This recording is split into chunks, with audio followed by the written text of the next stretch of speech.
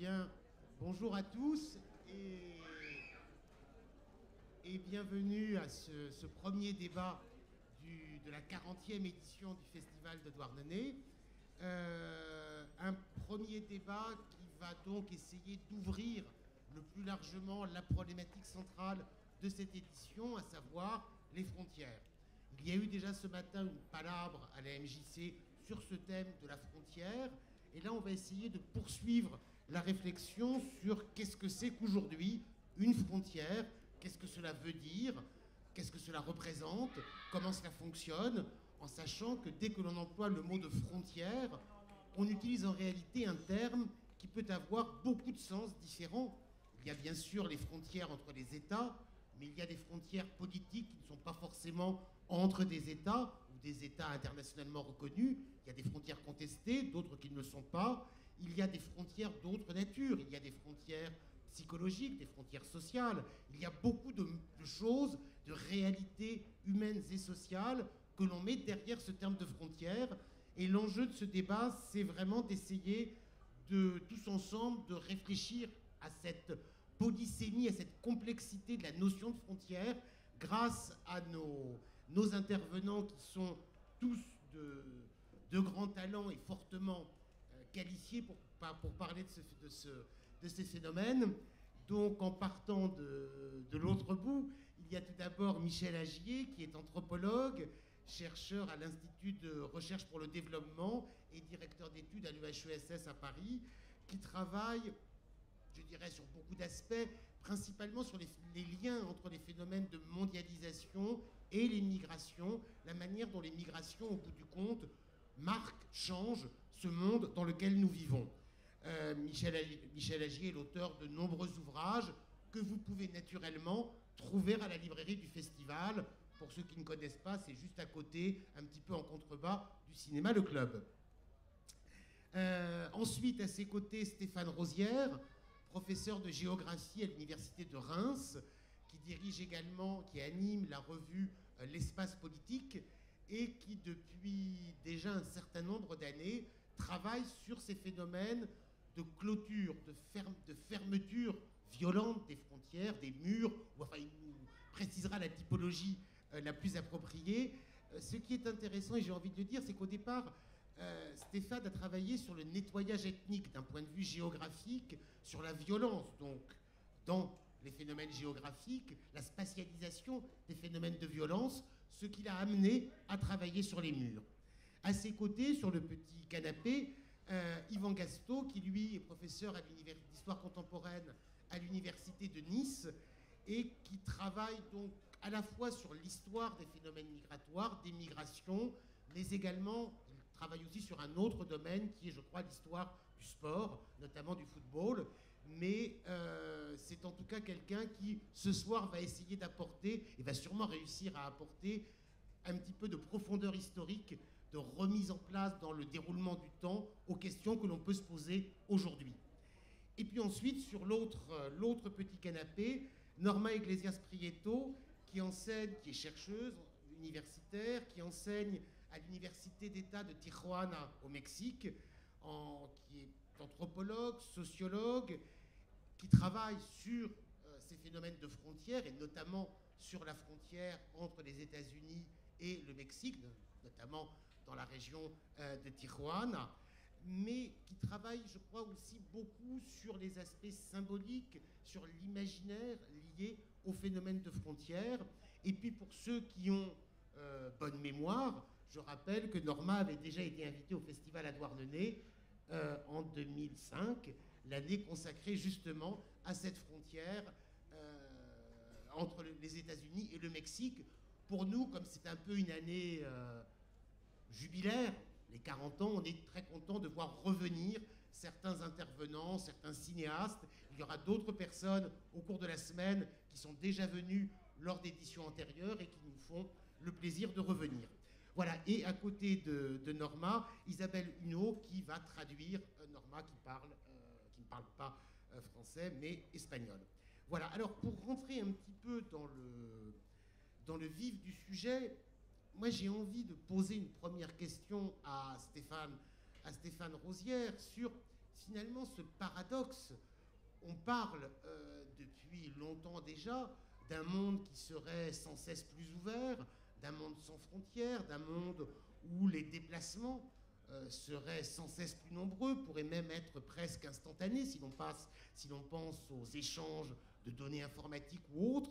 Et pourtant, dans le même temps, ce monde que l'on dit ouvert est un monde où il n'y a jamais eu autant de frontières, y compris de frontières fermées ou qui se prétendent fermées. Mais peut-être sur tous ces aspects de la frontière clôture, de la frontière mur, tu vas nous apporter quelques précisions importantes. Merci Jean-Arnaud. Alors effectivement, un des aspects importants de l'évolution des frontières dans le monde contemporain, c'est le développement de ce que j'appelle les barrières frontalières qui sont construites en général suivant trois motifs.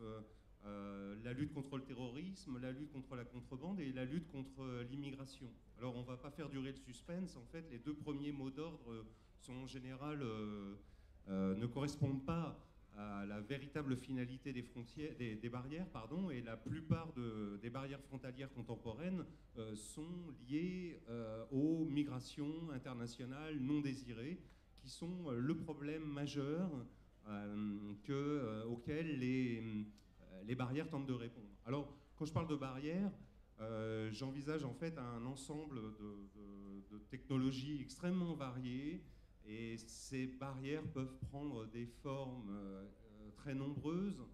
Parfois ce sont des murs, comme à Jérusalem par exemple, ou autrefois à Berlin, mais ces murs sont assez peu nombreux. Ce sera le plus souvent des clôtures métalliques relativement simples, éventuellement des barbelés, ou alors les clôtures sont surmontées de barbelés.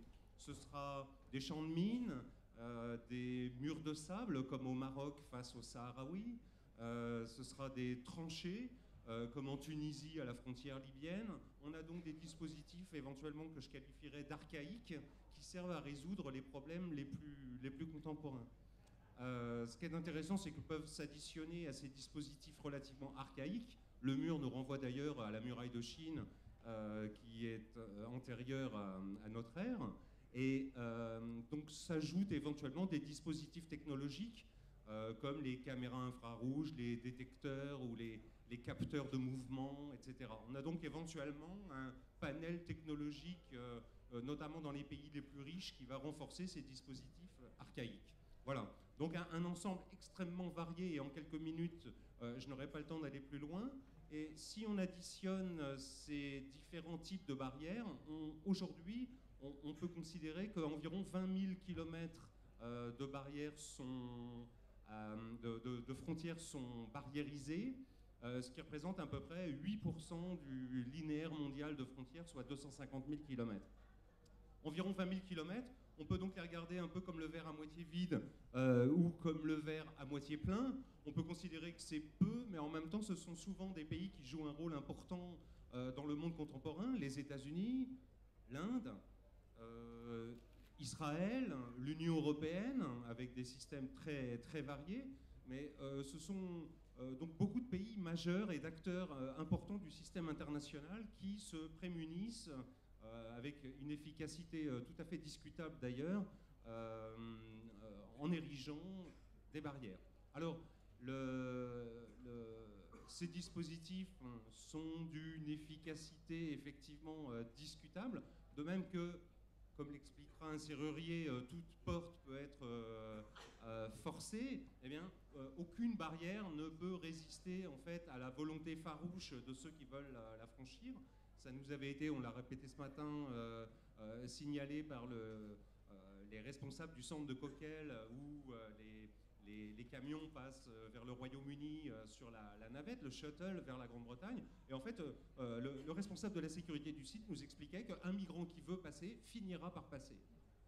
Donc on investit des millions, des dizaines de millions, des centaines de millions d'euros dans des dispositifs dont on sait qu'in fine, ils sont inutiles, ce qui est quand même assez intéressant et pose une question politique tout à fait importante, puisque chacun le sait, la plupart des États du monde sont dans des situations relativement tendues en ce qui concerne leurs finances, et on va dépenser de l'argent qui, pour protéger les frontières, ne sera pas investi dans les retraites, dans les écoles, dans le service de santé, et on fait donc des choix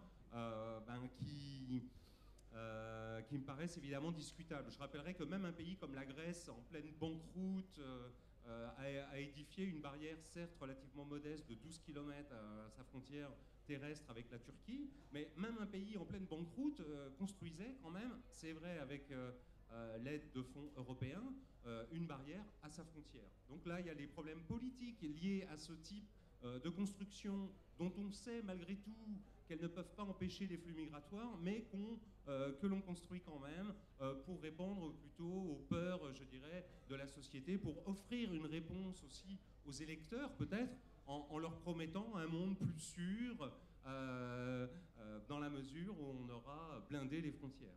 Donc ça, c'est quand même une problématique importante. Je vais vous donner un ordre d'idée ou deux, peut-être, parce que je parle d'argent, je vérifie mon temps de parole, je ne veux pas trop dépasser. Oui, ça me paraît à peu près bon.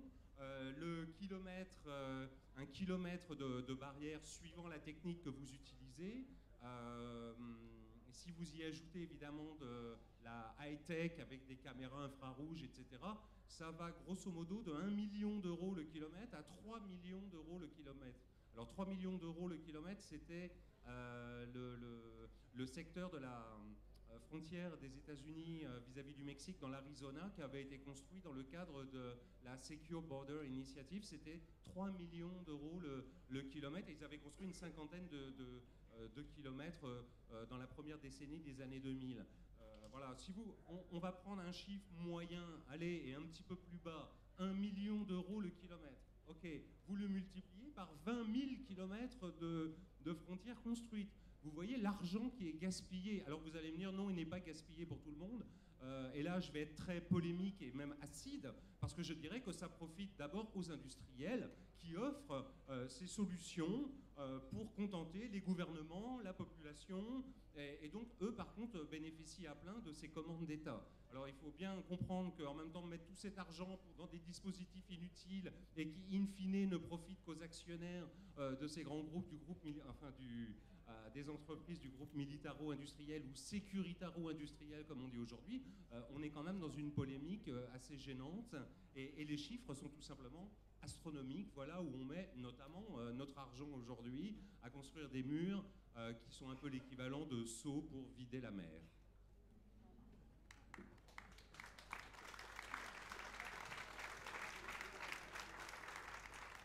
Merci Stéphane. Une question pour Yvan Gastaut. Il y a, je dirais aussi une autre forme de paradoxe, c'est que en réalité, ce phénomène de frontière a quelque chose de très archaïque et on le met en avant au moment même où l'on tient un discours sur un monde interconnecté, sur cet archaïsme semble constitutif de notre modernité. Comment essayer de remettre un petit peu en perspective ces phénomènes ? Oui, en effet, c'est une réelle problématique qu'il faut poser ce soir, et ça alimentera sans doute le débat. Cette solution qui semble se développer depuis le début des années 2000, je parle des murailles de séparation, est quelque chose qui ramène effectivement un archaïsme très ancien, puisque les murs sont très largement inscrits dans une histoire très ancienne. Hein. On a parlé ce matin du mur... de la muraille de Chine, du limes romain, etc. Donc des solutions très anciennes dans l'histoire qui semblent réapparaître aujourd'hui. Hein. On peut considérer qu'il y a une intensification de la question de l'apparition des murs depuis le début des années 2000, en quelque sorte, et que quelque part, il y a là une solution d'avenir qui ramène à un passé.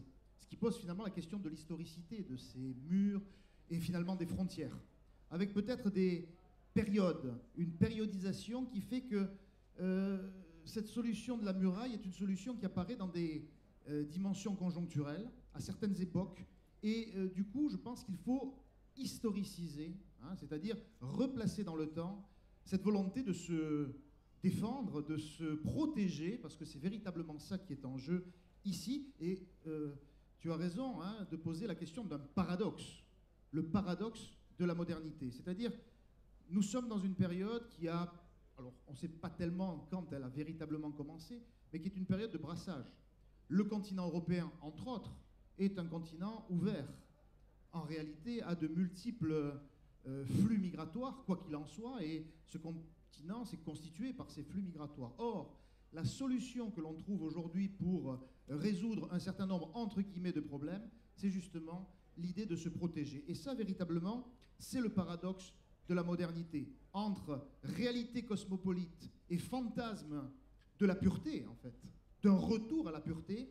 On est là avec cette solution totalement archaïque qui est celle du mur, et il me semble qu'il faut travailler cette notion de fantasme, cette notion de regard que l'on peut porter sur soi, c'est-à-dire nous ici, régionalement, nationalement, continentalement, si on peut dire, à l'échelle également mondiale, et sans doute réfléchir sur le fait que ces murs ont peut-être aussi changé de nature d'une certaine manière. Pendant longtemps, les murs ont surtout eu une vocation militaire. Hein. On peut considérer par exemple ces murs anciens sont des murs essentiellement défensifs sur un plan militaire. Ils avaient aussi leur vocation de séparer les populations. La ligne Maginot, par exemple, les dispositifs de défense qui pouvaient exister au XIXe siècle étaient des murs qui avaient pour vocation d'empêcher des invasions militaires. Pensez au mur de l'Atlantique, pensons au mur de la Méditerranée, pensons à ces lignes qui ont été construites, érigées, fin XIXe, première partie du XXe siècle. Aujourd'hui, les murs sont essentiellement pour se protéger des flux migratoires.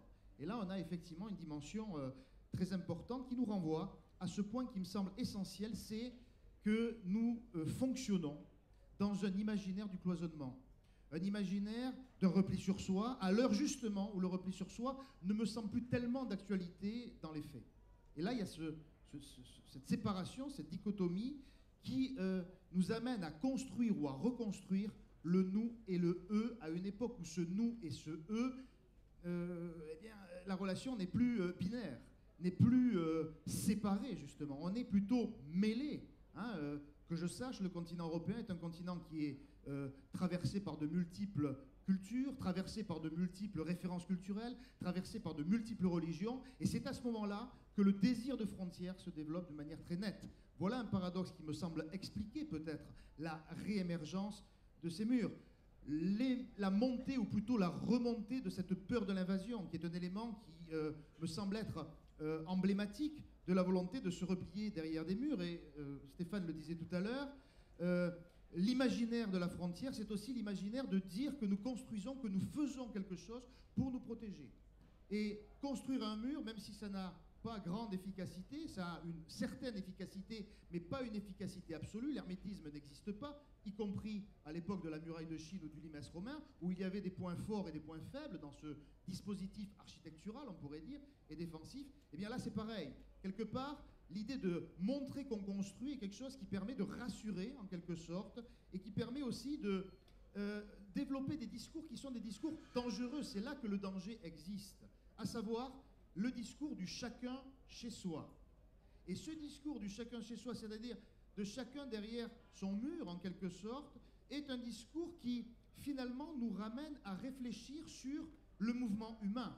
Et je crois que c'est ça qui est un élément essentiel ici, c'est-à-dire de considérer que les frontières, les murs, et plus généralement les frontières, sont des limites au mouvement humain, mais sont aussi de nature à développer des discours, justement, qui font du mouvement humain une sorte de problème insubmersible, impossible à résoudre, notamment, par exemple, le fait de considérer que le mouvement humain est un malheur.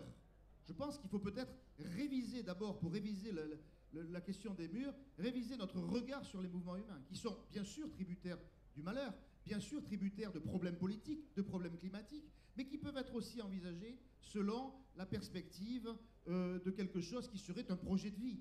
Et le mouvement humain ne doit pas être considéré comme une contrariété, forcément une contrariété par rapport à ça. Et du coup, effectivement, ça nous amène à réviser la manière dont les espaces fonctionnent. Je prends un exemple assez large. Prenons le cas de la Méditerranée. La Méditerranée aujourd'hui est vue clairement et considérée à juste titre comme une frontière.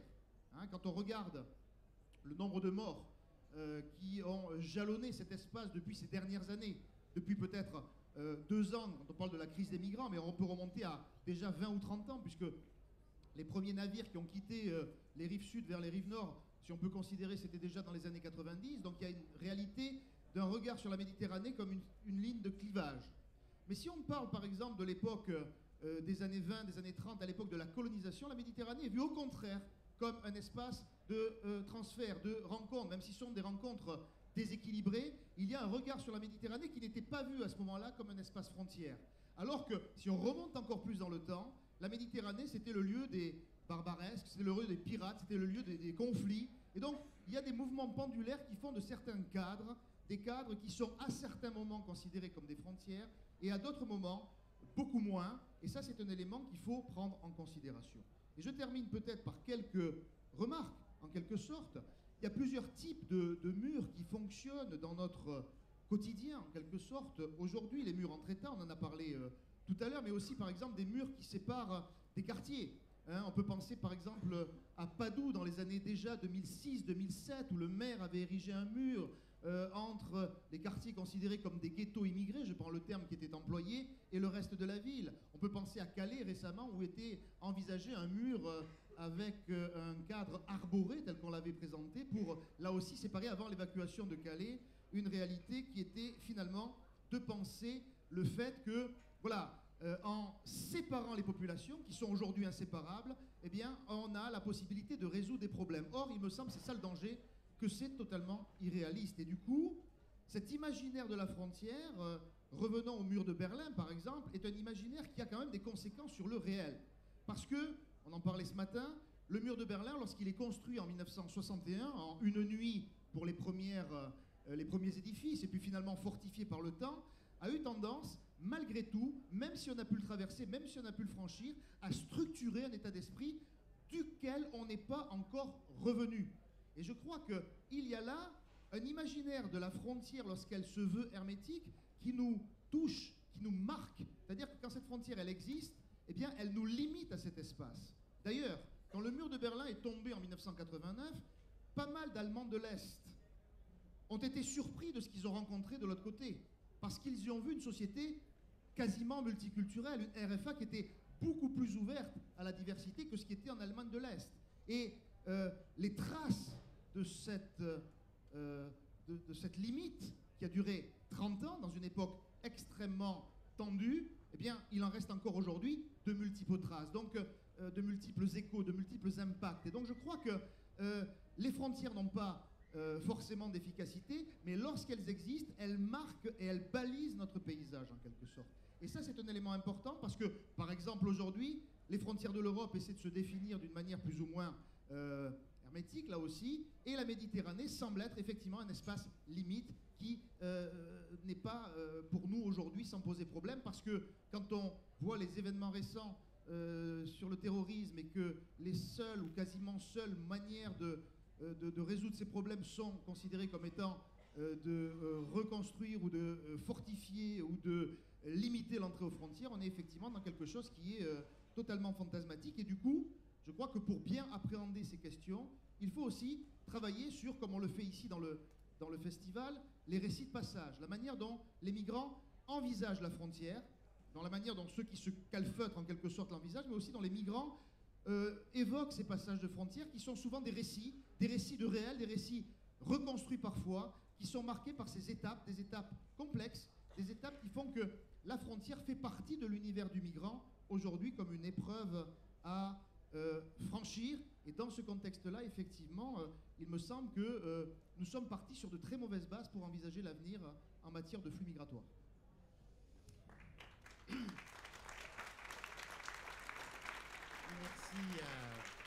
Merci Yvan. Merci notamment d'avoir rappelé combien la signification d'une frontière, la perception d'une frontière peut évoluer en fonction des contextes historiques. Ça, je crois que c'est très important et ça renvoie à cette pluralité de sens que peut avoir le phénomène de la frontière. Merci aussi d'avoir évoqué donc du coup l'imaginaire qui est lié aux frontières. Et là, je vais passer la parole à Norma Iglesias Prieto, justement pour parler d'une frontière qui est très fortement marquée, je dirais, dans l'imaginaire mondial. Cette frontière entre le Mexique et les États-Unis est une frontière dont on parle beaucoup. On en a bien sûr encore plus parlé depuis cet automne et l'élection de Trump aux États-Unis. Mais au-delà de ça, c'est une frontière je crois, qui alimente beaucoup de mythes ou de fantasmes. Et dans le même temps, c'est pourtant une frontière. Norman nous le rappelait ce midi quand on préparait le débat de ce soir. C'est une frontière qui est quotidiennement franchie par énormément de gens. C'est aussi une frontière qui a une grande importance économique, mais je crois que Norma va nous expliquer tout cela.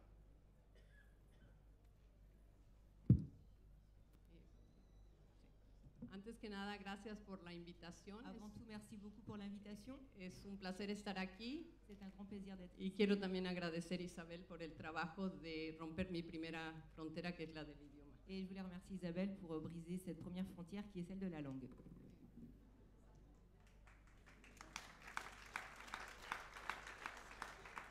Tratando de contestar de manera sucinta, Je vais essayer de répondre de façon succincte la naturaleza de las fronteras sur la nature des frontières y los principales retos y tendencias de hoy en día. et les principaux défis d'aujourd'hui.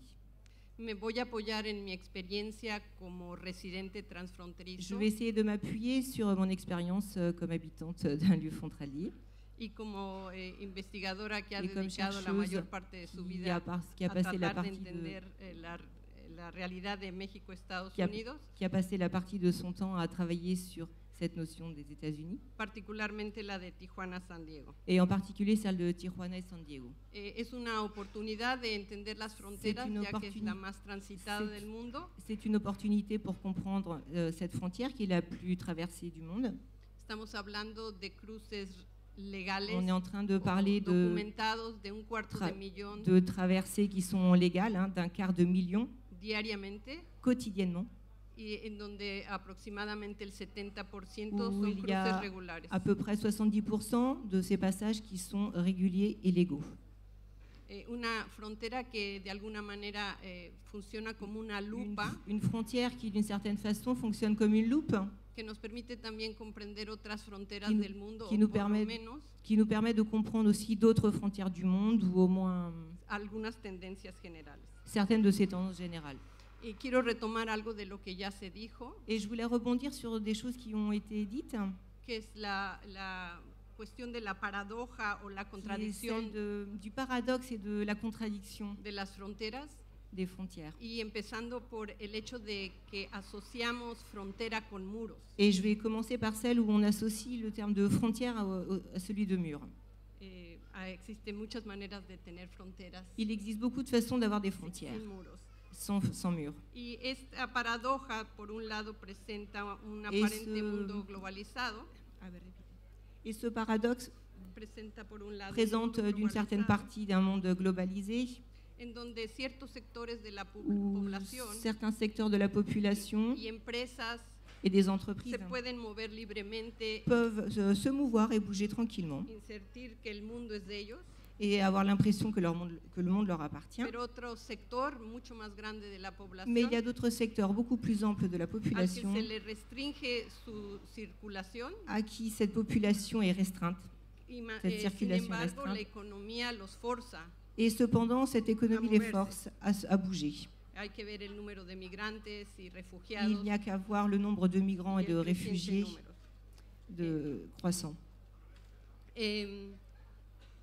Alguna vez oí que alguien que decía Une fois, j'ai entendu de quelqu'un qui disait que los muros y la densidad y el tamaño de los que muros les murs et la densité et la Ay. taille des murs tienen una correlación con el tamaño de nuestros miedos. ont une corrélation avec la taille de nos peurs.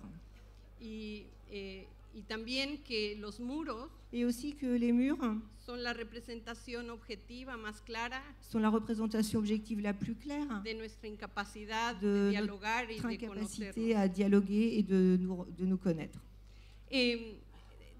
También habría que pensar que nuestro propio Il- concepto de Il frontera faudrait aussi actualmente penser que notre propre concept des frontières tiene que ver con el concepto de Estado-nación, est en lien avec notre notion avec le concept d'État-nation, que tradicionalmente tiene tres qui elementos: traditionnellement a trois éléments.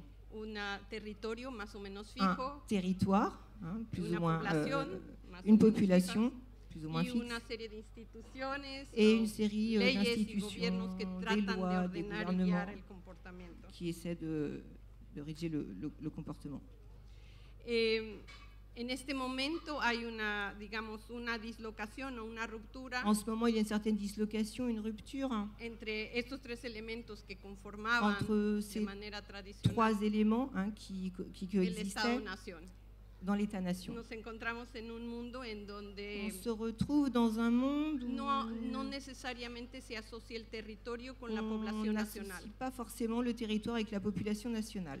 Un solo ejemplo, Un exemple, El Salvador, au la mitad Salvador, de la población la del moitié Salvador de la population vive en du Estados Salvador Unidos, vit aux États-Unis y otros países. ou dans d'autres pays. Y encontramos países como Estados Et on Unidos, retrouve des pays comme les États-Unis, que es el paraíso de las où diásporas, c'est le pays, donde le paradis podemos des diasporas, encontrar la mitad de, où los, on peut retrouver de la gente de Vietnam la moitié de la o population du del Vietnam Salvador, ou du Salvador, o un porcentaje importante de ou países de América Latina. un o del pourcentage mundo. important de gens d'Amérique latine. En esta lógica de control y de orden, Dans cette logique de contrôle et d'ordre, hay también una dislocación. il y a aussi une certaine dislocation. No necesariamente ahora es el Estado o sus Pas instituciones quienes forcément. controlan, C'est pas forcément l'État ou les institutions qui les contrôlent, sino son estas grandes transnacionales mais ce sont les grandes transnationales et que multinationales están de alguna manera guiando el Qui desarrollo sont- de las fronteras. d'une certaine façon qui ont pris le contrôle de ces Y frontières. dentro de esta lógica de empresa, Et au sein de cette logique d'entreprise, habría que incluir también al crimen il organizado, faudrait aussi inclure le crime organisé, que a veces es más organizado que qui- muchos de nuestros qui gobiernos, parfois est beaucoup plus organisé que nos propres gouvernements, y que también está guiando las lógicas Et del movimiento qui sont aussi humano en train de guider ces logiques de y mouvement está humain transgrediendo fronteras. et qui sont en train de transgresser ces frontières. Los discursos nacionalistas, como los que estamos viendo recientemente Les en la discours campaña, entre nationalistes otros, que de l'on Trump, voit actuellement, notamment dans la campagne de Trump, nos hacen pensar y cambian el nous relato font penser et changent aussi de le los- récit, de las víctimas y los victimarios, des récits et de los victimarios el opuesto a la víctima. et des bourreaux. En este discurso antimigrante, Dans ce discours anti-migrant, ce xénophobe. discours raciste, xénophobe, responde una lógica de miedo il y a une réponse de peur y de tratar de recuperar ese Estado-nación et o esa d'essayer de lógica que ya no récupérer existe. cet État-nation ou cette logique qui n'existe plus. Digamos, además de todo esto, habría que agregar Il faudrait aussi ajouter, en plus de que tout esto se cela, da en uno de los momentos históricos de mayor que desigualdad ça en a el mundo, lieu dans un moment où il y a de plus en plus d'inégalités dans le buscando monde. en este momento un De dato que fuera chercher en ce significativo moment de esta desigualdad. Des données significatives de cette inégalité. 62 personas en el mundo poseen la riqueza de la población. 62 personas 62 personnes poseen la misma riqueza possèdent la même richesse que la mitad de la población. que la moitié de la population du monde. Y gran parte de estas personas Et une grande partie de ces personnes se encuentran en lo que Teddy Cruz llama se trouve dans ce que Teddy Cruz appelle el norte del Ecuador político. le nord de l'équateur politique. Si trazamos una línea Si on imaginaria trace une ligne imaginaire en el paralelo donde se dans ubica le Tijuana, San parallèle Diego, où se trouve Tijuana et San Diego, encontramos las fronteras de mayor on trouve tensión, les frontières où il y a le plus de tension. Tijuana, San Diego, Donc Tijuana, San Diego, Ceuta, Melilla, Ceuta et Melilla, Israel y Palestina. Israël et Palestine, Ahora toda la cuestión del flujo del mar Egeo, et le flux de la mer Égée, India, Pakistán l'Inde et le Pakistan, y China, Y la China. China de Hong Kong y et la Shenzhen. Chine de Hong Kong et Shenzhen. Por un lado se presiona D'un côté, a la gente a tratar de llegar a estas on met une sociedades que pression concentran la pour riqueza, que ces personnes arrivent dans ces sociétés, o de de otra richesse. manera se regresa, Et- se mueven las empresas para usar ou d'une esta autre mano de façon, obra barata. ce sont les entreprises qui se délocalisent et se déplacent pour utiliser cette main-d'œuvre bon marché.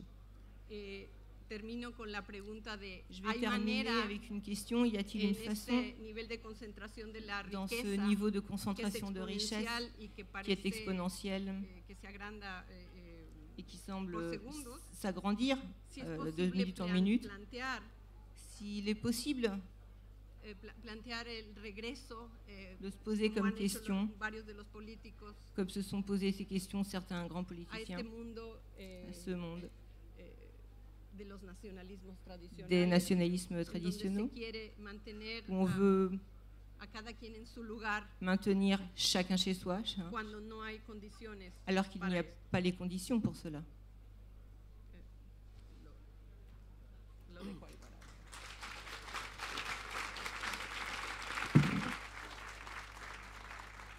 Merci, merci Norma. Pour poursuivre un petit peu ce tour d'horizon, je vais passer la parole à Michel Agier pour évoquer particulièrement un des phénomènes marquants aujourd'hui de la réalité des frontières, qui est celle des camps où l'on garde des gens pour les empêcher de franchir une frontière ou pour les bloquer sur cette frontière.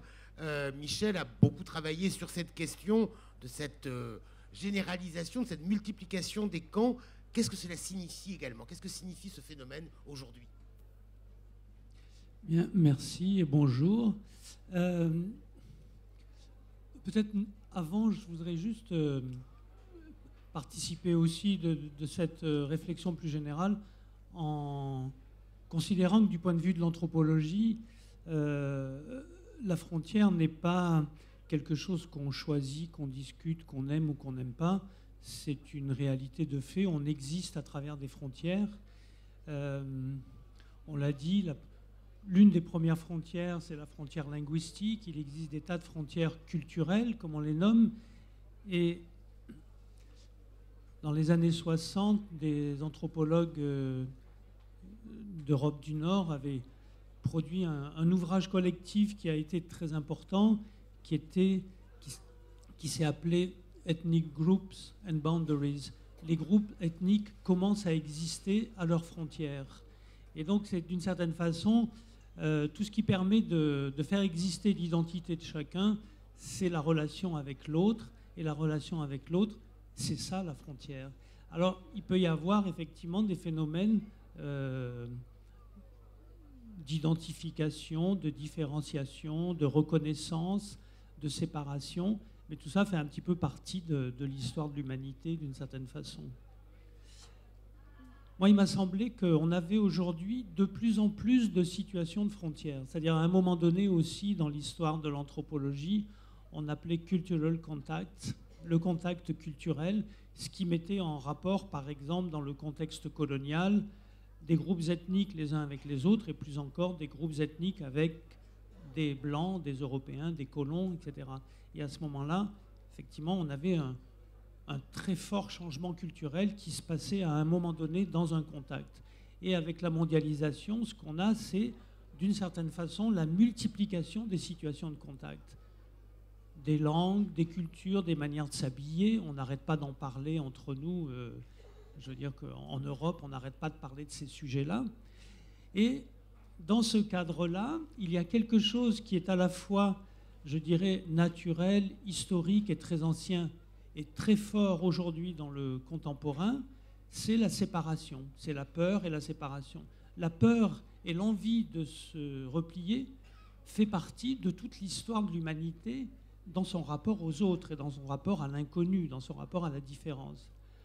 Simplement, aujourd'hui, on est dans un phénomène avec des multiplications de mobilité et donc la multiplication des situations de frontières, de ces contacts à propos desquels on ne savait rien à l'avance, on ne savait pas comment l'autre va être, on ne sait pas comment on va se parler, on ne sait pas exactement ce que veut l'autre.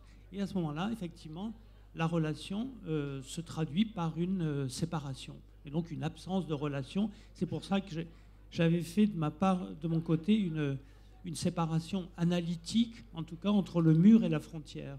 Le mur ressemble à la frontière, mais ça en est le contraire d'une certaine façon.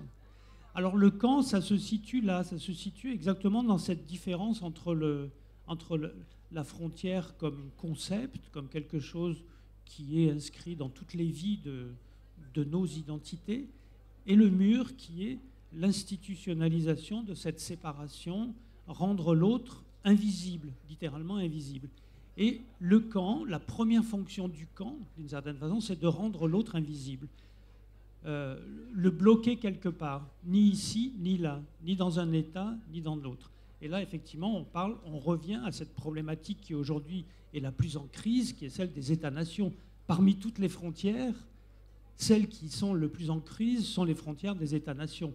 Alors qu'on voit bien que les langues se mélangent, on apprend plus de langues, les religions se mélangent, ou en tout cas, il y a beaucoup de syncrétisme, etc. Mais c'est la crise de l'État-nation qui fait que dans la mondialisation, la frontière la plus critique, c'est celle de l'État-nation. Et donc, c'est ce lieu entre la frontière et le mur, eh bien, c'est exactement le lieu du camp. Alors, il n'y a pas des camps que dans les frontières géographiques des États. Par exemple, au commissariat aux réfugiés considère, en Afrique en particulier, qu'il faut tenir les camps un peu éloignés des frontières pour qu'il n'y ait pas de conflit de frontières, justement.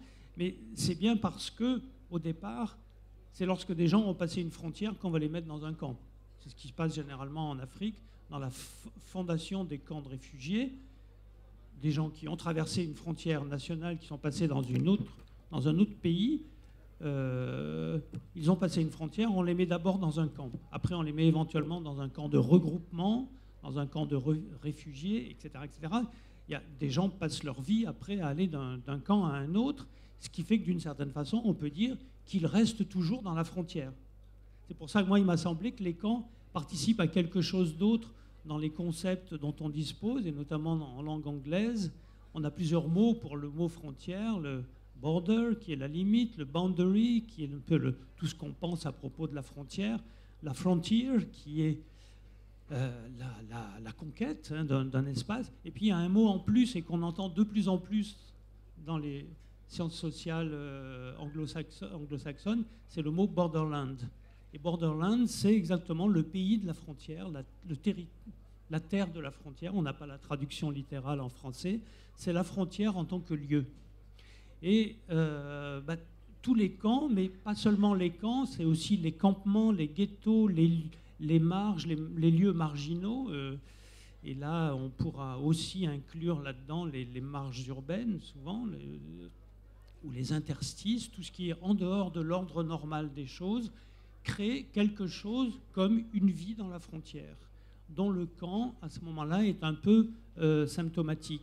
Alors, on peut avoir une image très institutionnelle et administrative du camp en tant que camp de réfugiés, géré, gouverné par des organisations internationales, par des organisations humanitaires, etc. Et puis on a des versions beaucoup plus autogérées, si on peut dire, des campements, ou de ce que les gens eux-mêmes qui y habitent appellent des ghettos. C'est pas toujours la même chose que les ghettos italiens, historiques ou nord-américains, mais ce sont un ensemble de lieux qui commencent à exister comme des hors-lieux, en dehors de l'ordre normal des choses, et qui créent un monde social qui se développe et qui devient normal finalement, qui devient ordinaire. La seule chose qui n'est pas ordinaire, c'est que c'est comme si c'était toujours un espace qui est entre les États-nations. Et donc, les États-nations se dégagent de ces espaces-là, se délèguent leur souveraineté à des organisations humanitaires, à des organisations internationales, à rien, à les laisser dans la marge, tout simplement, pour des millions de personnes. Donc c'est ça qui est paradoxal avec ce phénomène des camps, des campements, des jungles, comme on dit, des ghettos, etc. C'est qu'à la fois c'est produit par ce durcissement des frontières, et en même temps, ça crée un monde social qui se développe, qui devient presque ordinaire, de gens qui ne relèvent pas, de personnes dont l'existence ne relève pas exactement de l'État-nation.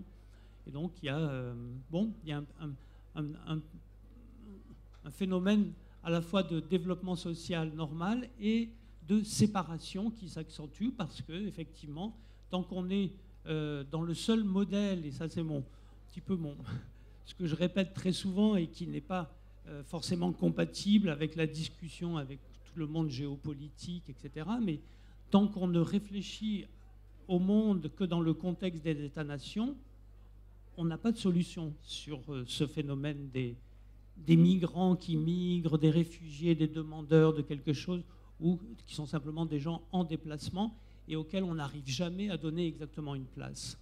Et là, je crois que c'est comme on l'a beaucoup dit, moi j'ai eu beaucoup l'occasion d'intervenir là-dessus, ce qu'on a appelé la crise migratoire en Europe depuis 2015, et avant tout une crise des États-nations d'Europe. Et c'est là où ça ne sert à rien finalement de pointer du doigt et criminaliser, comme on dit dans le monde associatif, de criminaliser les migrants parce qu'ils sont en déplacement. En revanche, il faut s'interroger très certainement sur ce que nous sommes capables, dans le contexte des États-nations ou au-delà des États-nations, à faire pour que ces circulations-là arrêtent d'être considérées comme clandestines, illégales, anormales, alors que ça fait partie de la vie normale des gens, de la vie normale des personnes qui ont ce genre d'attitude. Et juste pour terminer, moi je suis très heureux que des juristes, et je pense à Mireille Delmas-Marty ou à Monique Chevier-Chandreau, travaillent exactement sur ce point-là. Est-il possible d'avoir un droit non national? Et la question des migrants, la question des réfugiés, mais je préfère dire migrants parce qu'elle nous met en face de la question du clandestin, de l'illégal, alors qu'on l'esquive un petit peu en disant bah, c'est tous des réfugiés. Non, non, c'est des gens en migration. La question des migrants nous pose exactement cette question-là. Est-ce qu'il y a des formes de droit? Est-ce qu'il y a un droit et des formes de droit de citoyenneté qui pourraient ne pas relever exclusivement du cadre de l'État-nation? Souvent, c'est des utopistes qui ont ce genre de réflexion, des gens qui ont dit mais non, vous n'êtes pas sérieux, ou des anthropologues à qui on reproche de ne pas aimer l'État-nation. Et là, c'est précisément des juristes qui posent cette question, et je trouve ça très intéressant.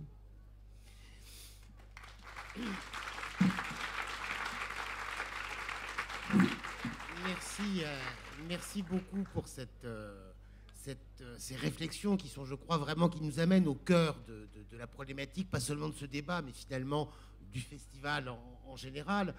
Cette relation entre les frontières et l'État-nation, elle était dans les propos que Michel Agier vient de tenir, mais également dans ceux de Norma. Moi, j'ai envie peut-être de vous inviter un peu à rebondir là-dessus. Il y a quand même, encore une fois, je vais encore employer ce terme de paradoxe ou de basculement. On a tous cette image d'un monde correspondant au planisphère politique où on voit des États représentés généralement par des couleurs différentes, avec des lignes bien claires qui les séparent. Et effectivement, cette réalité-là, si elle n'a jamais correspondu à quelque chose, on pourrait avoir des doutes. Aujourd'hui, clairement, ça ne fonctionne plus, ça se passe autrement. Alors comment, dans ce monde-là, comment ça marche une frontière, ces phénomènes de privatisation de la frontière par le biais des ONG qu'évoquait Michel Agier? C'est peut-être aussi, là c'est une question que je vous pose, je ne sais pas qui voudra répondre, une privatisation des dispositifs de contrôle eux-mêmes.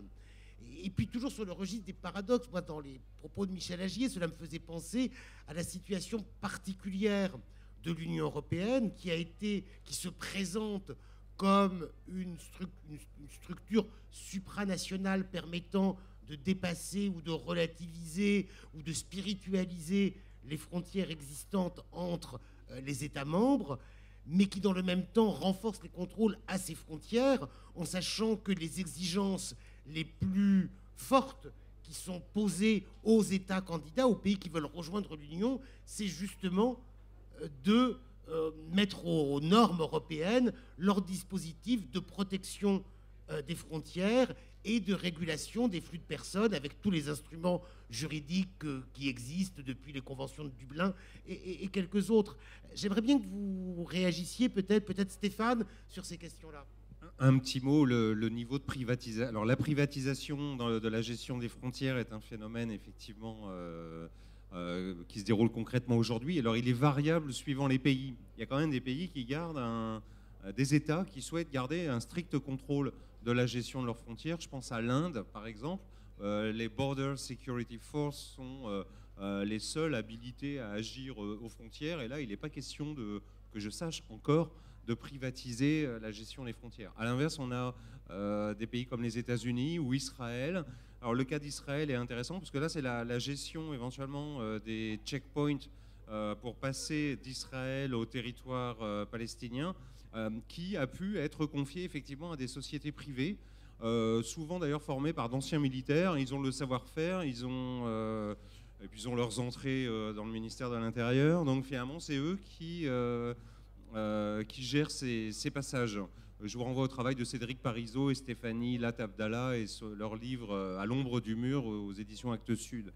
Alors là, effectivement, ça permettait à Tsahal, à l'armée israélienne, d'éviter les bavures, puisque si bavures il y avait, elles n'étaient plus commises par l'armée israélienne, mais par des contractors, des sous-traitants qui avaient en charge la frontière. Donc ça permet en quelque sorte d'abaisser le drapeau national pour faire le sale boulot par les entreprises privées. Mais alors on a quand même des pays où la culture d'État reste forte, et je dirais que c'est les pays occidentaux ou les plus occidentalisés qui sont à la pointe dans la privatisation de la gestion de la frontière. Mais aujourd'hui, malgré tout, même si l'État-nation ou l'État tout court, on va simplement parler d'État, est fragilisé, il garde quand même, ou il essaye de conserver la main sur la gestion des frontières, d'une manière générale. Oui, un mot sur la crise des États-nations. Bon, on peut souscrire évidemment à cette conclusion, à ces remarques concernant le fait que la crise des migrants est une crise des États-nations. Il faut considérer sans doute que ces États-nations évoluent, peut-être sont en train de disparaître, je ne sais pas. En tout cas, l'idée selon laquelle, pour parler de l'Europe, effectivement, ces États-nations se sont construits, se sont fabriqués au XIXe siècle sur la notion d'une essence de pureté, en quelque sorte, c'est-à-dire se fabriquer selon une identité nationale qui se définit à cette époque-là sur un socle qui se définit à l'intérieur des frontières. Et donc, dans le contexte européen d'avant 1940-45, on est dans une dimension de séparation de part et d'autre des frontières entre l'allemand, le français, l'anglais, le belge, l'italien, effectivement, qui ressemblent. D'ailleurs, on parle à cette époque-là de race. Hein. Les journalistes évoquent la race italienne, la race allemande, la race belge. Donc on est dans une séparation, un cloisonnement qui repose sur l'idée de pureté. La nation repose sur un socle qui aujourd'hui me semble avoir très largement évolué. Et c'est peut-être ce dépassement qu'on a du mal à accepter, parce qu'entre-temps, s'est produit les horreurs de la Seconde Guerre mondiale, un génocide, d'autres violences et d'autres massacres, et surtout des phénomènes migratoires qui ont fait que ces pays européens, à des rythmes différents, dans des histoires différentes, se sont ouverts aux migrants. L'Allemagne, la France, pour parler des principaux pays, mais la Belgique également, les pays du nord de l'Europe, les pays aujourd'hui de l'Est, sont des pays qui, à chacun à leur rythme, s'ouvrent. Et on est dans cette, me semble-t-il, dans cette double réalité qui fait que nous avons encore des histoires nationales liées aux migrations, mais que nous sommes aussi dans une sorte d'évolution supranationale à ce niveau-là. Et on a du mal à passer, effectivement, dans la gestion des flux migratoires, à cette étape supranationale au nom d'une souveraineté qui me semble fantasmatique aujourd'hui, qui me semble dépassée, parce que l'Europe réagit face aux flux migratoires d'une manière effectivement à la fois un peu désordonnée, parce que chacun conserve son histoire, veut conserver son histoire, veut conserver son rapport particulier à, entre guillemets, ces migrants. Mais ces migrants-là, et là je passe du SES au CES, sont des migrants qui ont tendance désormais à circuler à l'intérieur du continent. France, terre d'accueil, c'était une image qu'on avait dans les années 60 et 70. Aujourd'hui, on dit France n'est plus terre d'accueil, c'est le désir de l'Angleterre, par exemple, peut-être le désir des pays du Nord. Et donc, il y a des évolutions dans les projets migratoires qui font qu'on se fixe ici ou là. On ne sait pas trop, évidemment, où est-ce qu'on va se fixer. Et quelque part, il me semble qu'il y a là, autour des frontières, la nécessité de passer à autre chose. Cet épuisement, me semble, nous amener à sans doute essayer de réfléchir dans la gestion des flux à quelque chose qui dépasse justement l'État-nation, sans forcément en perdre des éléments de saveur, sans forcément en perdre des fiertés, sans forcément complètement dégager cet ensemble. Mais ça veut dire aussi, j'en termine, que, je disais tout à l'heure, changer le regard sur la migration, je pense que le chacun chez soi, c'est aussi sortir du chacun chez soi pour les migrants eux-mêmes. C'est-à-dire de sortir de l'idée que le migrant est quelqu'un qui, lorsqu'il migre, est malheureux et donc il a vocation à rentrer chez lui. Et souvent, ça a été un des paradigme, on pourrait dire, de notre regard sur les migrations, c'est de considérer que le migrant était en Europe, en France en particulier, de manière provisoirement installé, et que son aspiration, la nôtre et la sienne, était de rentrer dans son pays. Et d'une certaine manière, toute la phraséologie, tout l'argumentaire sur il faut aider les pays d'origine pour faire en sorte que les migrants soient bien chez eux et ne partent pas, me semble tomber complètement, et qu'il faut absolument réviser cette idée-là d'aider les pays sur place pour que les gens soient bien chez eux. Je pense qu'il y a là quelque chose qui nous amène à revoir ça. Et une question un petit peu provocatrice peut-être, c'est dans cette gestion plus large qu'à une échelle des États, c'était justement le propos de l'Union européenne. Alors quelle conclusion? C'était le propos de l'Union européenne, mais une Union européenne qui se pensait de manière continentale. C'est-à-dire, finalement, on en parlait un petit peu ce matin, le projet de l'Union européenne, c'était déjà de résoudre des problèmes internes à l'Europe. C'est-à-dire de faire en sorte que les Européens entre eux puissent se reconnaître. Et qu'on le veuille ou non, il faut savoir quand même que si on prend l'histoire de l'Europe du début du siècle, c'est une Europe, c'est un champ de ruines, c'est un conflit, c'est des conflits de frontières, c'est des miradors sur les frontières. Ce sont des frontières qui, quand elles évoluent, créent des drames humains. Il faut reconnaître à la construction européenne le fait d'avoir réussi jusqu'à aujourd'hui à pacifier ce continent et à faire en sorte que les Européens entre eux se reconnaissent aujourd'hui. Un Français habitant à Londres ne pose pas de scandale. Un Allemand habitant en France, c'est quelque chose de normal. Un Italien voyageant ce qui auparavant était vu comme des migrations fortes, aujourd'hui c'est vu comme des circulations totalement acceptées. Puisqu'on est dans un festival de cinéma, ce matin j'avais une référence à Fernandel, ce soir à Louis de Funès et à Bourvil. Si vous regardez le Cornio à nouveau, le Cornio, c'est une histoire de frontière parce qu'il s'agit de faire passer à son insu une cargaison d'une voiture pleine de drogue, de diamants, etc., partie de Rome pour aller jusque dans le sud-ouest de la France, traverser la frontière italienne. Mais si vous regardez, nous sommes en 1964, le regard que l'on porte sur les Italiens encore à cette époque-là, c'est un regard d'une différenciation complète. L'italien, c'est un exotique encore pour le français dans ces années-là. Et en 30 ans, il y a eu une évolution formidable. Et donc, pour répondre complètement, enfin, si je peux, à votre question, c'est que finalement, dans ce projet d'une construction européenne qui ouvre les frontières, il y a eu un effet plutôt que d'ouverture totale, un effet d'ouverture à l'intérieur de l'Europe, mais au contraire un effet de fortification des frontières de l'Europe, faisant effectivement de la Méditerranée une frontière encore plus forte que ce qu'elle existait auparavant, faisant de l'Est de l'Europe et des pays membres venant se rallier à cette Europe, eh bien, des lieux qui deviennent des lieux repoussoirs, et donc du coup on déplace le problème en quelque sorte. Si peut-être Norma voulait réagir aussi sur ces questions. Me gustaría agregar que las fronteras son altamente rentables. Je voudrais rajouter que les frontières sont hautement rentables. Política y económicamente. Politiquement et économiquement. En términos económicos podríamos decir que en el caso de la frontera on pourrait dire que à la frontière États-Unis-Mexique, si uno analiza los flujos migratorios antes y después si on analyse les flux migratoires avant et après la construction des 3 murs, no ha variado. Ça n'a pas varié.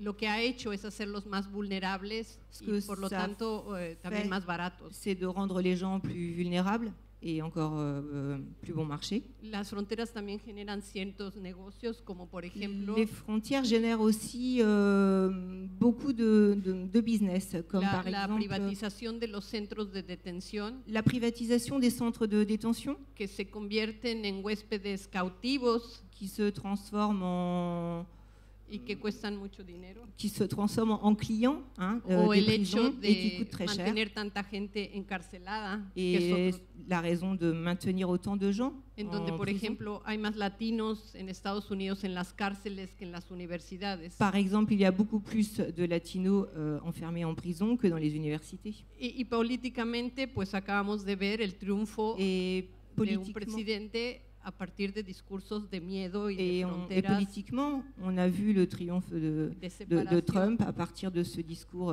xénophobe basé sur la séparation al otro. Et d'insister sur la déshumanisation de l'autre. Entonces hay intereses políticos, económicos. Donc on voit qu'il y a des intérêts politiques et économiques que mantienen y que intentan mantener estas fronteras, aunque sabemos que no essaient de maintenir cette frontière, même si on sait qu'elle ne fonctionne pas. Merci. Peut-être on peut prendre des questions ou des réflexions. Alors, comment ça se passe sur les micros? Donc, il y a quelqu'un devant.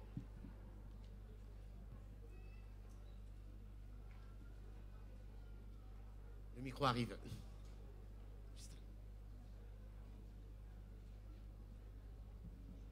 Merci. J'ai beaucoup apprécié tout ce qui a été dit, mais c'est un peu la règle du jeu quand on pose des questions, c'est souligner la petite bête et ce qui ne va pas. Alors j'ai 2 questions pour Michel Agier. La première, il nous a dit qu'aujourd'hui les religions se mélangent. Est-ce que c'est si vrai que ça? Et est-ce qu'il n'y a pas un mouvement là aussi paradoxal et contradictoire, à la fois de mélange de certaines religions et en même temps revendication de pureté de sa religion, et que le djihadisme a de multiples explications et pas uniquement religieuses bien sûr, mais qu'il y a aussi cette volonté de pureté religieuse et de surtout pas mélanger sa religion, la vraie religion par définition, avec la religion des autres. Et le deuxième point sur lequel je voudrais intervenir, sur la question du ghetto. Je crois qu'une question essentielle à se poser quand on parle de ghetto et de tous les phénomènes d'enfermement, c'est est-ce que c'est voulu ou est-ce que c'est imposé? On a parlé rapidement ce matin des ghettos de riches dans les gated communities où, parce qu'ils sont riches, ils se mettent ensemble et ça ne choque personne. Et puis, il y a les ghettos de pauvres, et ça, c'est un problème que l'on pose, mais y compris chez les habitants des ghettos, chez les pauvres, c'est très ambigu. Le ghetto, c'est aussi le lieu du rassemblement, où on se retrouve, où on parle sa langue, où on a des nouvelles du pays, etc. Et donc, il y a un mélange de voulu et d'imposé, et là aussi, on est dans la complexité et pas dans le binaire. Merci. Oui, en tout cas sur ce deuxième point, je partage complètement votre point de vue. Et j'ai eu l'occasion de l'exprimer dans un petit livre qui s'appelle Campement urbain et dont le sous-titre est « Du refuge naît le ghetto ». Le ghetto est effectivement le lieu d'un enfermement non voulu, mais en même temps, à l'intérieur de cet enfermement, la vie sociale, la démographie et la politique et la culture se développent. Et donc, on a un phénomène de développement enfermé, si on veut, dans le ghetto, qui peut arriver à des situations explosives, comme ça peut arriver aussi au sentiment d'être chez soi. Et ce sentiment d'être chez soi dans des lieux que d'autres ont appelés ghetto, et la circulation du mot ghetto lui-même est assez intéressante. C'est un peu long à le développer ici, mais tout ça, effectivement, nous dit que c'est une question très complexe et pour ma part, je suspends tout jugement lorsque j'emploie le mot ghetto. Il est souvent repris par des habitants eux-mêmes. Maintenant, les jeunes rappeurs des camps palestiniens ne parlent plus de camps, ils parlent de ghetto et d'une certaine façon, ils s'identifient à la fois aux Noirs nord-américains, aux banlieues européennes et ils créent une espèce de monde imaginaire du ghetto qui fait partie un petit peu, qui rend plus complexe, comme vous dites, cette affaire. Concernant les questions religieuses et les extrémismes religieux, je pense qu'il y a quelque chose, personne n'a la réponse à tout, surtout à l'actualité, mais quelque chose qui peut nous aider, c'est de distinguer un petit peu dans la réflexion, ou en tout cas de penser au rapport entre l'identité et la culture. Et ce rapport entre l'identité et la culture, il n'est pas absolument équivalent. Et souvent, les identitaires, comme on dit en France, et on peut reprendre ce nom, parce que je pense qu'il y a une convergence entre les identitaires et, par exemple, les djihadistes, tous ceux qui développent des rhétoriques identitaires jouent sur la fausse transparence entre identité et culture. On peut avoir des transformations culturelles très importantes, des syncrétismes, des mélanges, des apprentissages, et je préfère le mot d'apprentissage que de métissage. On apprend sans cesse et on transforme sans cesse des croyances, des créations artistiques, tout ce qui est du domaine de la culture. Ça se transforme toujours et partout. Et dans certaines situations de conflit, certains entrepreneurs identitaires utilisent ou caricaturent certains héritages culturels, certaines références culturelles, certains symboles pour les rendre diachroniques, pour les rendre binaires, mais non seulement binaires, mais conflictuels. En France, en Europe, la très très grande majorité des musulmans nous disent eux-mêmes sans arrêt que c'est une extrême minorité très peu au courant des affaires culturelles et très peu au courant des affaires religieuses qui caricature l'islam pour en faire le discours, la rhétorique identitaire de justification du terrorisme et de ces pratiques-là qui n'ont rien à voir avec la religion. Mais je maintiens que par d'autres lieux que je connais un petit peu mieux de ce point de vue-là, comme l'Amérique latine par exemple, le mélange et la transformation culturelle, elle est permanente, notamment dans le domaine des croyances, des dieux, des divinités. Le Brésil est un lieu où les dieux n'arrêtent pas de circuler d'une religion à une autre et où se mélangent les paganismes et les monothéismes et où cela se transforme en permanence. Monsieur, oui, devant.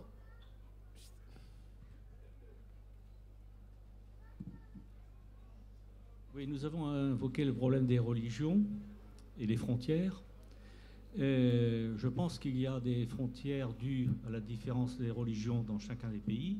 Et nous avons un exemple en Europe, c'est l'Irlande. L'Irlande du Nord et l'Irlande du Sud. Alors, est-ce que c'est un hasard que d'un côté, il y a les catholiques et de l'autre côté, les protestants? Voilà la question. Qui se sent de répondre sur l'Irlande? Il y a des catholiques au sud, mais il y en a aussi au nord. En tout cas, les protestants sont surtout au nord, et la partie de l'Ulster qui est restée attachée au Royaume-Uni l'a été parce qu'elle était considérée comme protestante. Mais non, il n'y a pas de hasard dans ces cas-là. Non, c'est bien un découpage lié aux frontières religieuses. Voilà, non, ça aurait été un hasard, aurait été étonnant. En tout cas, l'irrédentisme de la République d'Irlande vis-à-vis du Nord, effectivement, veut effacer cette frontière et intégrer les protestants, de même que ceux qui vivaient au Sud l'ont été finalement. D'ailleurs, si je ne dis pas de bêtises, le orange du drapeau irlandais symbolise la part protestante de l'air. Voilà. En tout cas, de hasard, là, non, c'est sûr que non. Juste une remarque, excusez-moi, puisque vous parlez de l'Irlande, se pose la question avec le Brexit de la reformulation, de la réactivation effectivement de la frontière entre l'Irlande du Sud et l'Irlande du Nord, et ça pose pas mal de problèmes apparemment, ce que j'ai pu lire par-ci par-là. Oui. Tout à fait. Il y avait une question devant, je crois. Oui.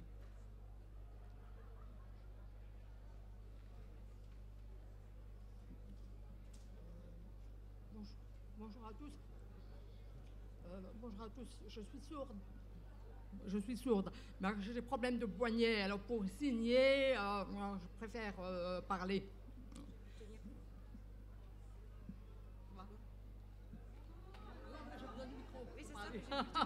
Ça va comme ça? Oui. Ok. Bon. Je voudrais parler d'une frontière un peu différente. Bon, par exemple, les sourds. Bon, nous, on a une frontière qui est créée par notre État. Bon, je suis sourd, j'entends pas. Pour communiquer avec les autres, il me faut une langue commune. Bon, moi, sourde française, je peux communiquer facilement avec un sourd américain. Bon, bien sûr, par exemple, moi, j'ai fait un stage dans une université américaine. Il me fallait un interprète français, langue des signes française, anglais. Bon. Mais si je rencontre un sourd d'un autre pays, on va assez facilement, plus facilement, je pense, que les entendants, se comprendre.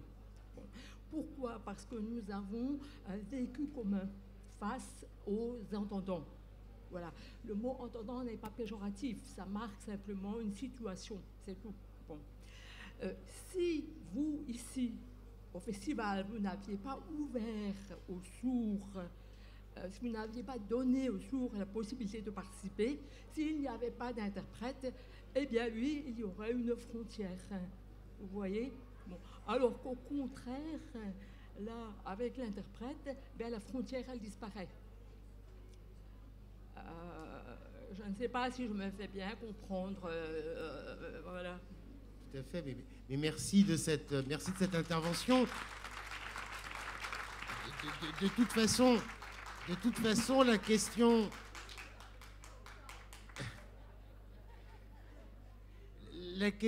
de l'interprétariat et du passage de ce qui permet la communication, elle est au cœur de tout. Bien sûr, il y a cette frontière qui existe entre les sourds et les entendants, mais la frontière de la langue qu'évoquait Norma, ce débat aujourd'hui, le moment que nous vivons, il est possible parce qu'il y a à la fois Isabelle qui traduit de l'espagnol en français et tous nos amis qui signent nos échanges. Sinon, ce moment où nous vivons ne pourrait pas exister. Et dans le festival, il y a en permanence, déjà entre le français et le breton, et puis avec toutes les langues, les centaines de langues qu'ont dû parler les invités du festival depuis 40 ans, il y a en permanence eu tout un peuple d'interprètes qui a permis au festival d'exister. Oui, des problèmes des États-nations, des problèmes aux frontières. C'est vrai qu'aujourd'hui, il y a une actualité qui fume à ce niveau-là, mais c'est pas d'aujourd'hui. Moi, la question que je me pose et que je vous pose donc, c'est que de telles situations, bon, qui ont leur spécificité actuellement, mais ces crises aux frontières, ces crises d'État-nation, on les voit plusieurs fois dans l'histoire. Comment se fait-il qu'à certaines époques, ces crises d'État-nation, ces crises aux frontières débouchent, par exemple, au XIXe siècle, sur le réveil des nationalités, qui n'a pas été négatif. Les républiques, certaines ont jailli de ce mouvement. Les Catalans, les Irlandais, les Italiens.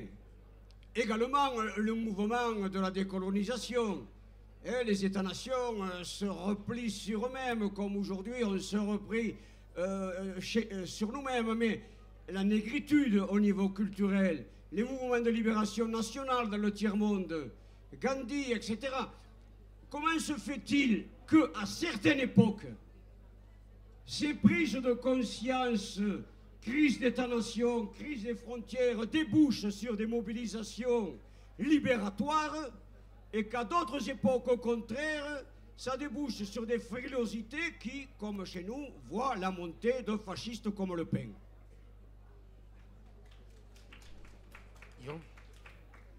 Oui, c'est une question extrêmement sensible, extrêmement compliquée. Vous avez employé un terme qui est important, c'est nationalisme, au sens que l'on peut employer de deux manières finalement, hein. Il y a le nationalisme émancipateur, celui qui évoque notamment les mouvements dont vous parlez, monsieur, qu'on a appelé le printemps des peuples, c'est-à-dire au milieu du 19e siècle, des peuples européens qui s'auto-érigent en entité nationale et qui fabriquent des frontières. Hein, et d'une certaine manière, l'émancipation première, libératoire, comme vous dites, a pu ensuite se transformer en ossification et en fermeture. De même, comme vous avez dit aussi, les mouvements de libération nationale que sont les mouvements de décolonisation étaient vus comme des nationalismes libérateurs, qui par la suite ont pu fabriquer aussi, comme on le voit aujourd'hui dans certains pays, des formes renfermées. Par exemple, les échanges aujourd'hui entre le Maroc, l'Algérie, la Tunisie, l'Algérie sont des échanges compliqués. Les frontières sont très fortes. Hein, je ne suis pas là pour glorifier l'époque coloniale, loin de moi cette idée. Mais en même temps, effectivement, le temps colonial était un temps où les frontières avaient une autre valeur, un autre ordre, en quelque sorte, qui n'est pas valorisant en quelque sorte, mais qu'il faut peut-être distinguer de ce qui est devenu aujourd'hui des pays qui se sont quand même pas mal refermés sur eux-mêmes après ce cadre-là. Et puis il y a un autre type de nationalisme qui est bien sûr l'expression de la volonté de s'asseoir sur la nation comme étant un cadre fermé, un cadre qui empêche justement les autres, ceux auxquels on se réfère, de pénétrer. Et dans ce contexte-là, effectivement, il y a aussi autour de la frontière une sorte de rigidité. Et je pense que voilà, le rapport à la nation renvoie à ces deux types de nationalisme, me semble-t-il, qui sont différents, mais qui de temps en temps peuvent parfois se correspondre. Et oui, l'histoire est faite effectivement de ces va-et-vient, de ces mouvements oscillatoires. Michel Agier. Oui, je crois qu'il y a un élément qui, me semble-t-il, manque dans votre question. C'est la question politique elle-même, c'est-à-dire que on a dans l'histoire et on a encore des peuples qui agissent pour leur libération parce qu'un colonisateur, d'une manière ou d'une autre, est venu, non pas est simplement venu les visiter, est venu prendre le pouvoir sur eux et sur leur espace. Alors après, effectivement, la question du rapport entre un peuple et un territoire, elle est complexe. Mais tous les exemples qu'on oppose en général en disant que ce sont des exemples nationalistes, moi je ne sais pas si leur principale caractéristique c'est d'être nationaliste ou si c'est d'être minoritaire, c'est-à-dire au sens de mise en minorité sur leur propre espace. On le voit aujourd'hui avec toute la question de ce qu'on appelle les peuples autochtones, qui est toujours assez compliqué, exactement dans les termes que vous posez du point de vue de l'anthropologie et de l'anthropologie politique, puisque effectivement, est-ce qu'on défend des mouvements identitaires dans ces cas-là, ou est-ce qu'on défend des personnes qui, dans une lutte politique, sont mises en position de minorité face à un pouvoir qui vient et qui s'installe, non pas en hôte, non pas en visiteur, mais en gouverneur. Et la figure du gouverneur, c'est celle-là dont les peuples, quelle que soit la manière dont on les nomme, cherchent à se libérer. C'est l'ambivalence qu'on a aujourd'hui à propos de la Palestine. Je pense que c'est un sujet qui est déjà souvent venu dans ce festival. C'est une question très ambivalente, la question de la Palestine, qui se considère le peuple palestinien qui était là, mais on ne va pas remonter jusqu'à très loin dans l'histoire, parce que les usages de l'histoire font que les Israéliens utilisent l'histoire aussi pour dire ben non, nous on était là avant, mais les gens qui étaient là au moment de la décolonisation britannique voient arriver une population qui les expulse, qui prend le pouvoir sur leur territoire et qui les produit en minorité, alors qu'ils n'étaient pas un peuple minoritaire. Ils sont produits en minorité à ce moment-là. Et donc leur lutte, c'est une lutte, on va dire, une lutte minoritaire contre une domination politique qui leur enlève leur pouvoir, qui leur enlève leur autonomie, qui leur enlève même leur identité, puisqu'il n'y a pas de carte d'identité palestinienne, etc. etc. L'ambivalence de l'affaire, c'est est-ce qu'on va, pour les Palestiniens eux-mêmes ou pour les personnes qui veulent être solidaires avec les Palestiniens, est-ce qu'on va dire je défends l'identité palestinienne parce que c'est la seule vraie identité d'origine de ce lieu-là, ou est-ce que je défends ce peuple qui est là, tout simplement, parce qu'à ce moment-là, il a été envahi, dépossédé de son identité et de son territoire, et qu'il se trouve en exil un peu partout dans le monde. Les deux choses ne sont pas équivalentes, les deux discours ne sont pas équivalents, même si la population dont on parle est la même.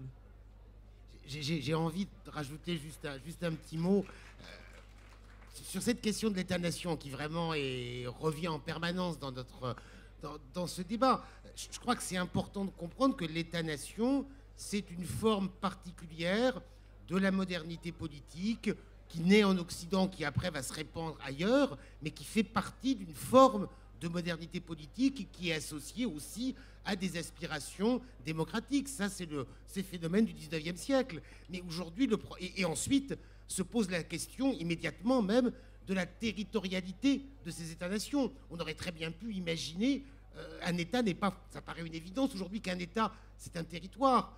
Il y a le seul cas qui ne rentre pas tout à fait dans la norme, ce serait le Vatican, parce que là, le territoire est ridicule et le statut d'État lui-même est un peu particulier. Mais sinon, on associe toujours État et territoire, alors que sur le fond, ce n'est pas obligatoire. On pourrait imaginer d'autres modes de construction politique.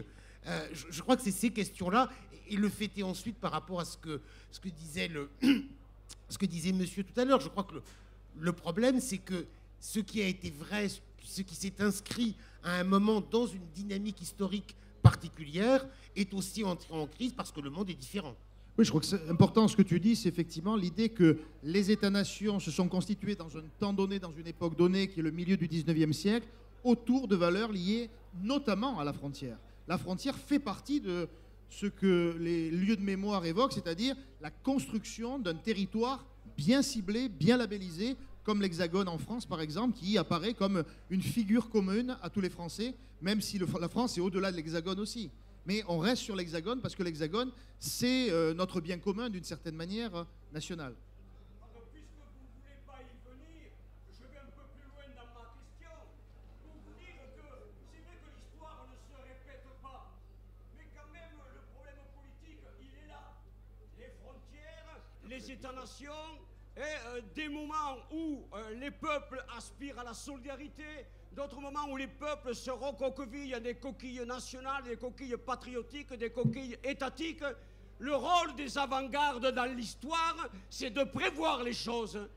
Que ce soit à droite, que ce soit à gauche, en France, ou que ce soit dans les avant-gardes du tiers-monde, qui avait prévu le mouvement comme ça des migrations, ce mouvement terrible, tragique, les films qu'on voit nous font pleurer.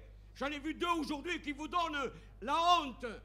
Eh bien, comment se fait-il que nous nous trouvons avec des avant-gardes qui n'ont pas su anticiper ces questions et de la façon à ce qu'aujourd'hui on puisse y répondre, non pas par des actes uniquement charitables ou par des actes d'hostilité. Qui, sur la gauche française et qui, dans les avant-gardes du tiers-monde, ont pu donner des perspectives comme, au moment de la décolonisation, il y a eu des perspectives que les culturels, que les politiques ont préparées pour que ça ne vire pas à droite, mais pour que ça débouche au contraire sur des aspirations démocratiques. Merci monsieur. Je crois qu'on a bien compris le message. Peut-être d'autres interventions? Tu voulais Pardon, Stéphane Rosière.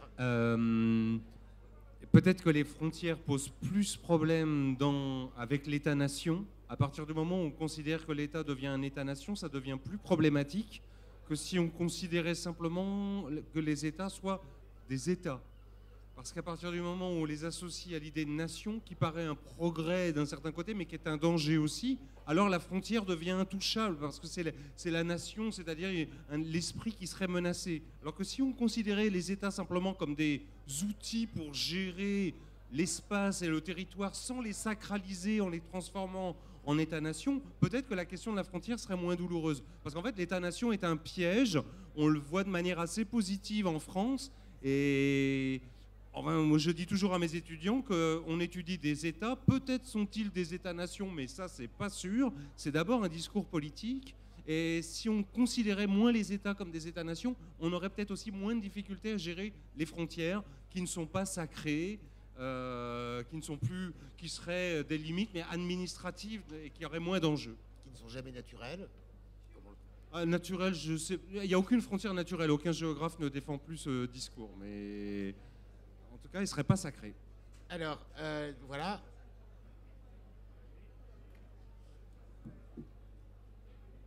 Donc, il faut un micro pour traduire.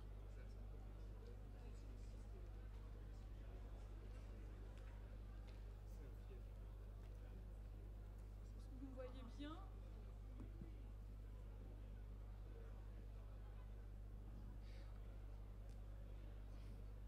Pardon. Oui, alors il y a quand même un problème grave au niveau des murs. C'est qui?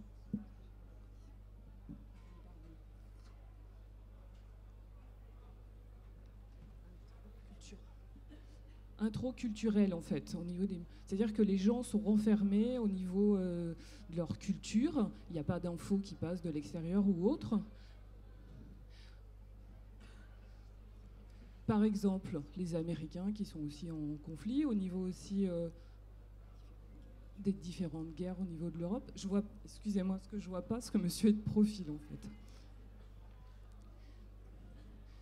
Donc il y a des évolutions au niveau des États-Unis, au niveau national, des nationalistes. En fait, les gens deviennent de plus en plus nationalistes, donc ça crée aussi des conflits au niveau européen.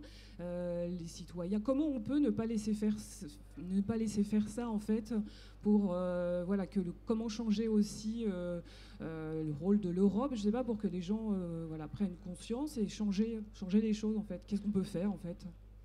Voilà, parce qu'on peut pas rester passif et ne rien dire.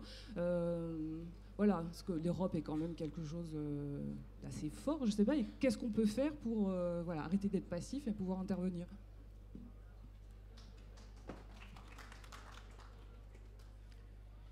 Qui veut répondre?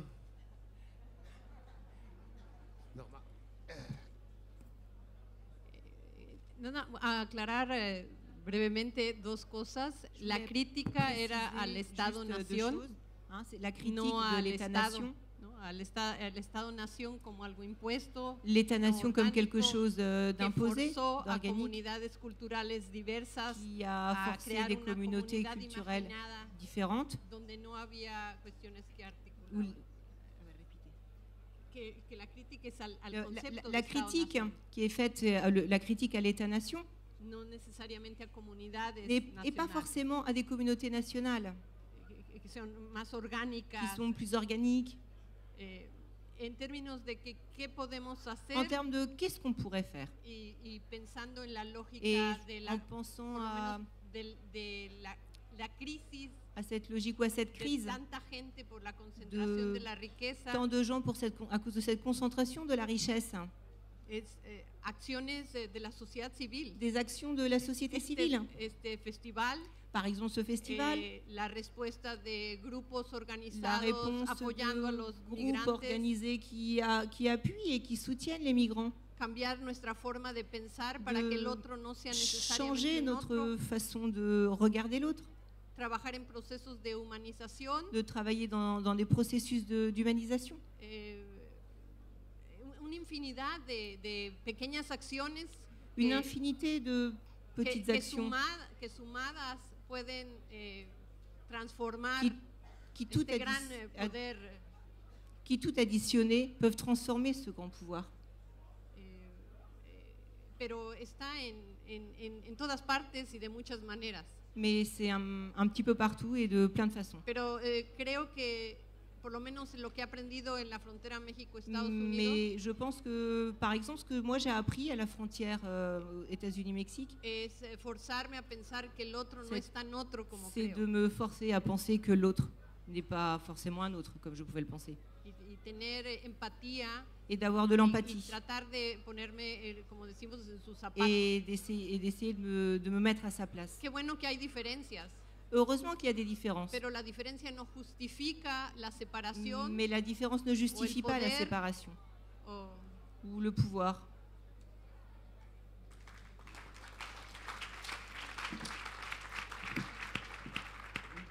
Il y avait quelqu'un qui voulait la parole. Oui. Le micro. Bah ici d'abord, pardon. Oui. Il me semble que dans la deuxième moitié du XXe siècle, on a quand même assisté à un grand nombre de frontières fixées d'en haut de façon nouvelle. Tout à l'heure, nous avons eu Anand Patwardhan qui a parlé de l'Inde. La manière dont les frontières ont été fixées entre le Pakistan et l'Inde, puis effectivement entre le Pakistan et le Bangladesh, ne sont pas une création des peuples. Mais c'est même pas non plus l'État-nation au sens où on l'a évoqué pour le XIXe siècle. La manière dont la décolonisation de l'Afrique s'est faite avec le maintien des frontières telles que les empires les avaient découpées est également quelque chose qui a été largement artificiel, avec mise en place de bourgeoisie bureaucratique à l'initiative des anciens colonisateurs. Et puisque on aura l'occasion d'en parler longtemps mercredi et jeudi, je ne développe pas sur la Palestine et sur Israël, mais je fais quand même une remarque. D'une part, là, il s'agit quand même de la création d'un État qui se veut État-nation au sens du XIXe siècle en ce qui concerne Israël, à ceci près que les créateurs de cet État n'ont toujours pas accepté de définir des frontières, puisque nous sommes sur ce terrain-là, que la frontière n'existe pas entre Israël et Palestine, et que les forces aujourd'hui dominantes en Israël considèrent toujours que le grand Israël doit au minimum aller jusqu'au Jourdain, quand il ne doit pas aller du Nil à l'Euphrate pour l'extrême droite israélienne. On est là dans un processus colonisateur avec le soutien occidental. C'est une caractéristique assez particulière d'une frontière qui se déplace tous les jours par la manière dont Israël gagne mètre carré par mètre carré, puits par puits, le territoire palestinien.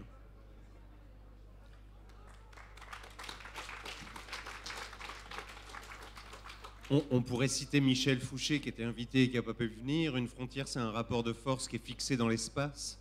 Et c'est vrai que toute frontière résulte d'un rapport de force. Et les personnes qui tracent les frontières changent, mais les rapports de force se poursuivent finalement. Alors c'est vrai que dans le cas de l'Inde, on a quand même... c'était pas une décision venue d'en bas, mais... la Ligue musulmane a participé à la demande de création d'un Pakistan. Après, il fallait le délimiter, c'était impossible de charcuter dans la masse humaine, ou enfin extrêmement difficile. Mais ce n'était pas uniquement un processus de haut en bas. Il y avait quand même une volonté populaire, clairement exprimée par la Ligue musulmane, de créer un Pakistan. Bon, alors c'est vrai que après, il y a eu des arrangements qui ne correspondaient pas aux désirs d'une bonne partie des musulmans, ni d'ailleurs à ceux des hindous. Alors cette frontière indo-pakistanaise est assez intéressante, puisque Lord Mountbatten avait constaté au moment où la carte était dévoilée, je ne sais pas si c'est vrai, que ni les Pakistanais ni les Indiens n'étaient contents, et que là, ça signifiait qu'aucun n'avait atteint ses objectifs et qu'il y avait peut-être quand même une certaine impartialité dans cette frontière tracée de haut en bas. Donc elle était sans doute elle est forcément imparfaite, mais elle était peut-être la moins imparfaite possible. Ça traduit effectivement cette volonté de pureté qui balaye le XXe siècle dont tu parles, effectivement, qui est par exemple les échanges entre la Grèce et la Turquie qui se font dans l'après-Première Guerre mondiale et qui montrent qu'il s'agit de développer un système sous couvert de la SDN à l'époque, Société des Nations, que de ramener les musulmans de Grèce en Turquie et les Grecs de Turquie, chrétiens orthodoxes, en Grèce. Et cette idée, elle se développe aussi, on n'en a pas parlé, dans le modèle sud-africain. L'apartheid sud-africain qui commence à se développer dans les années 30 de manière organisée et qui se termine, on le sait, au début des années 90, c'est la frontière absolue, d'une certaine manière, avec une société qui, à l'intérieur, est régie par une frontière permanente. Jusque dans les bus et dans les toilettes. Alors ici, il y avait aussi... Voilà, donc là d'abord, et après... Oui, j'ai entendu, merci au traducteur, parce que j'ai entendu tout à l'heure la question en langue des signes de monsieur. Et puis, je trouve qu'il y a une dimension de la problématique des frontières qu'on n'aborde pas, concernant particulièrement le lien qu'on peut avoir vis-à-vis des migrants, des autres, de l'autre en général, de l'altérité. Et c'est ce qui se passe dans le cadre de la famille, c'est-à-dire des relations humaines de base. La famille étant quand même une cellule de base de la société. Bien entendu, ça n'enlève pas toutes les autres questions d'ordre sociologique, anthropologique, etc. Mais il n'est pas du tout question de la famille, et donc aussi de cette dimension qui n'est pas seulement sociale, mais qui est aussi individuelle, de comment on pense l'autre, et comment ça se construit dans le cadre familial. Et il me semble que ça peut être intéressant aussi de faire le lien avec des vies quotidiennes, justement. Qu'est-ce que moi, de ce que je fais dans ma vie, quel rapport ça va avoir avec le regard que je porte, par exemple, sur quelqu'un que je vois dans la rue ou à côté de chez moi et qui est manifestement migrant ou réfugié. Il me semble que là, il y a quelque chose non seulement d'important, mais de fondamental, et que même qui est au cœur de toutes ces questions. Sans minorer, bien sûr, hein, des questions beaucoup plus sociales, mais comment je vois la personne qui n'a pas l'air d'être comme moi, ça ne me semble pas être un détail. Et je pense que si on est un peu attentif à ce qu'on dit soi-même, ce qu'on fait soi-même, et aussi ce qu'on peut observer dans les relations entre les parents et les enfants particulièrement, ben on peut voir aussi de quelle manière se construit le lien à l'autre. Et ce lien à l'autre, s'il y a quelque chose à faire d'important à un niveau, disons, individuel, même s'il y a aussi des choses socialement importantes à faire, ben c'est aussi de réfléchir à ça, quoi, à ce qui se passe dans nos cerveaux quand on a éventuellement un peu peur de quelqu'un, même s'il peut y avoir évidemment des raisons d'avoir peur, etc. Mais voilà, il y a des choses qui se construisent particulièrement dans les relations intimes et familiales entre les gens. Tout à fait. Je crois qu'on peut peut-être reprendre, Michel Agier voulait réagir, ou reprendre peut-être rapidement 2 ou 3 dernières questions, parce que le temps passe, bien sûr. Il y a beaucoup de belles choses qui vont se passer sur la place, sous ce chapiteau ce soir. Donc il faut avancer vraiment, je pense maintenant, vers la fin de notre rencontre. Il y aura surtout beaucoup d'autres moments de débat durant toute la semaine. Donc peut-être 2 questions encore. Il y avait monsieur là. Oui. Ah, bon allez, 3 et on arrête là, d'accord? Moi, ce sera très court de toute façon, parce que moi je voudrais revenir sur une question qui a été évoquée, c'est le problème des races par rapport au peuple, qui pose un problème identitaire et problème sociologique. Et moi je suis un ancien prof d'histoire géo, donc il y a l'anthropologie qui a été développée pendant la période coloniale, ces livres de géo fourmillés de caractéristiques de race, les cheveux, les yeux, la couleur de la peau évidemment, et donc tout ça, ça a débloqué même sur ce dont on a parlé ce matin, les fiches biométriques actuellement sur les passeports. Et quand j'étais lycéen, on parlait encore des brachycéphales et des dolicocéphales. Et même au début que j'enseignais, après, dans les années 60, on en parlait encore. Et aussi la notion, dans les années 90, il y avait des travaux dirigés sur les peuples aux États-Unis. On parlait par exemple des Caucasiens, un terme que je trouve complètement aberrant, et que pour moi, je considère les Américains, dans l'idéologie judéo-chrétienne, ça se raccroche plus ou moins à l'Arche de Noé. Là, voilà. Merci. Pour en revenir donc aux frontières macroscopiques et aux conséquences économiques, j'ai une question pour Norma Prieto, pardon. Excusez-moi si je déforme votre nom. Est-ce que vous pensez, si tant est qu'on peut imaginer une conséquence positive à une frontière, enfin un mur plus exactement, est-ce que vous pensez que l'idée de Trump pour comparer, si vous voulez, les barrages des castors sur les rivières change le cours des rivières? Alors est-ce que, sans comparer M. Trump à un castor, bien sûr, le castor étant beaucoup plus intelligent, est-ce qu'on pourrait imaginer que ce mur qu'il souhaiterait faire, qu'il rêverait de faire, pourrait changer la dépendance du Mexique vis-à-vis des États-Unis et permettre peut-être au Mexique de se défaire de ce fardeau, de mon point de vue, que sont les États-Unis pour le Mexique? No sé si voy a poder no sé si voy a poder contestar toda la pregunta, je ne sais pas si je pourrai répondre à toute la question. Creo que la premisa a partir de la cual se está proponiendo un nuevo muro, que ya existe, je crois que cette promesse de construire un nouveau mur est fausse.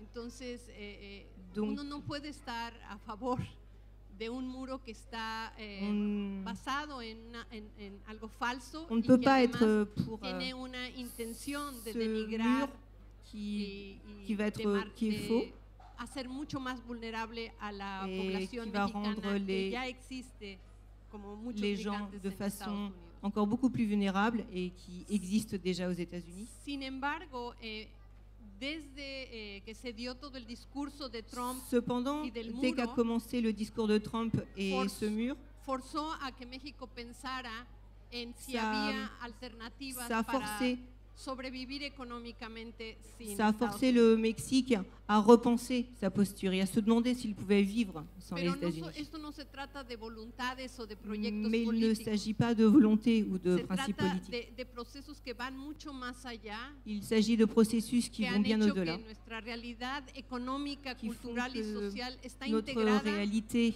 desde que culturelle existe et México y politique Estados Unidos.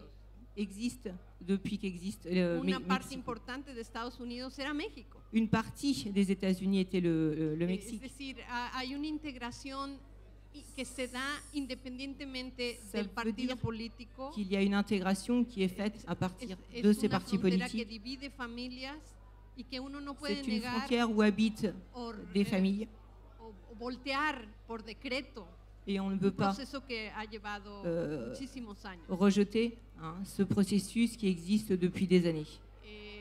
Está construido sobre un miedo al otro, C'est construit sur la peur de l'autre, un otro que es parte de Estados Unidos, l'autre qui fait partie des États-Unis, parte sustancial. Entonces, de cette partie substantielle. bueno, todo problema genera formas creativas de pensar. Tous les problèmes, ha servido de algo, pero en realidad está basado en premisas totalmente falsas y de odio. Ce sont des choses, des prémices qui sont fausses et qui sont basées sur de la haine. Y el daño está hecho, independientemente de que se construye el muro. Et ¿no? le mal est fait, de toute façon, que se construise ou Y non lo le mur. acabamos de ver la semana pasada con Et on vient de le voir la semaine dernière blanco y el Ku Klux Klan l'ultranationalisme y los blanc discursos del odio que no traen nada bueno. et le discours raciste qui n'apporte rien de bon. Merci. Une dernière question, donc devant.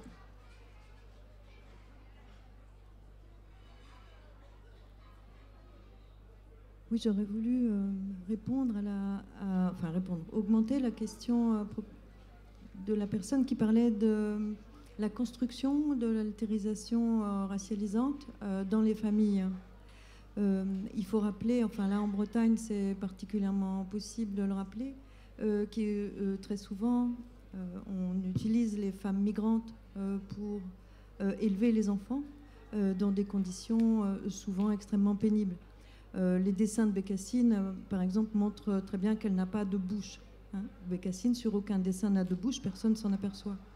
Et là, actuellement, bien entendu, il ne s'agit plus de Bretonnes, mais de nombreuses femmes migrantes qui laissent leurs enfants pour venir éduquer ceux des classes favorisées et soigner les vieillards et les personnes handicapées.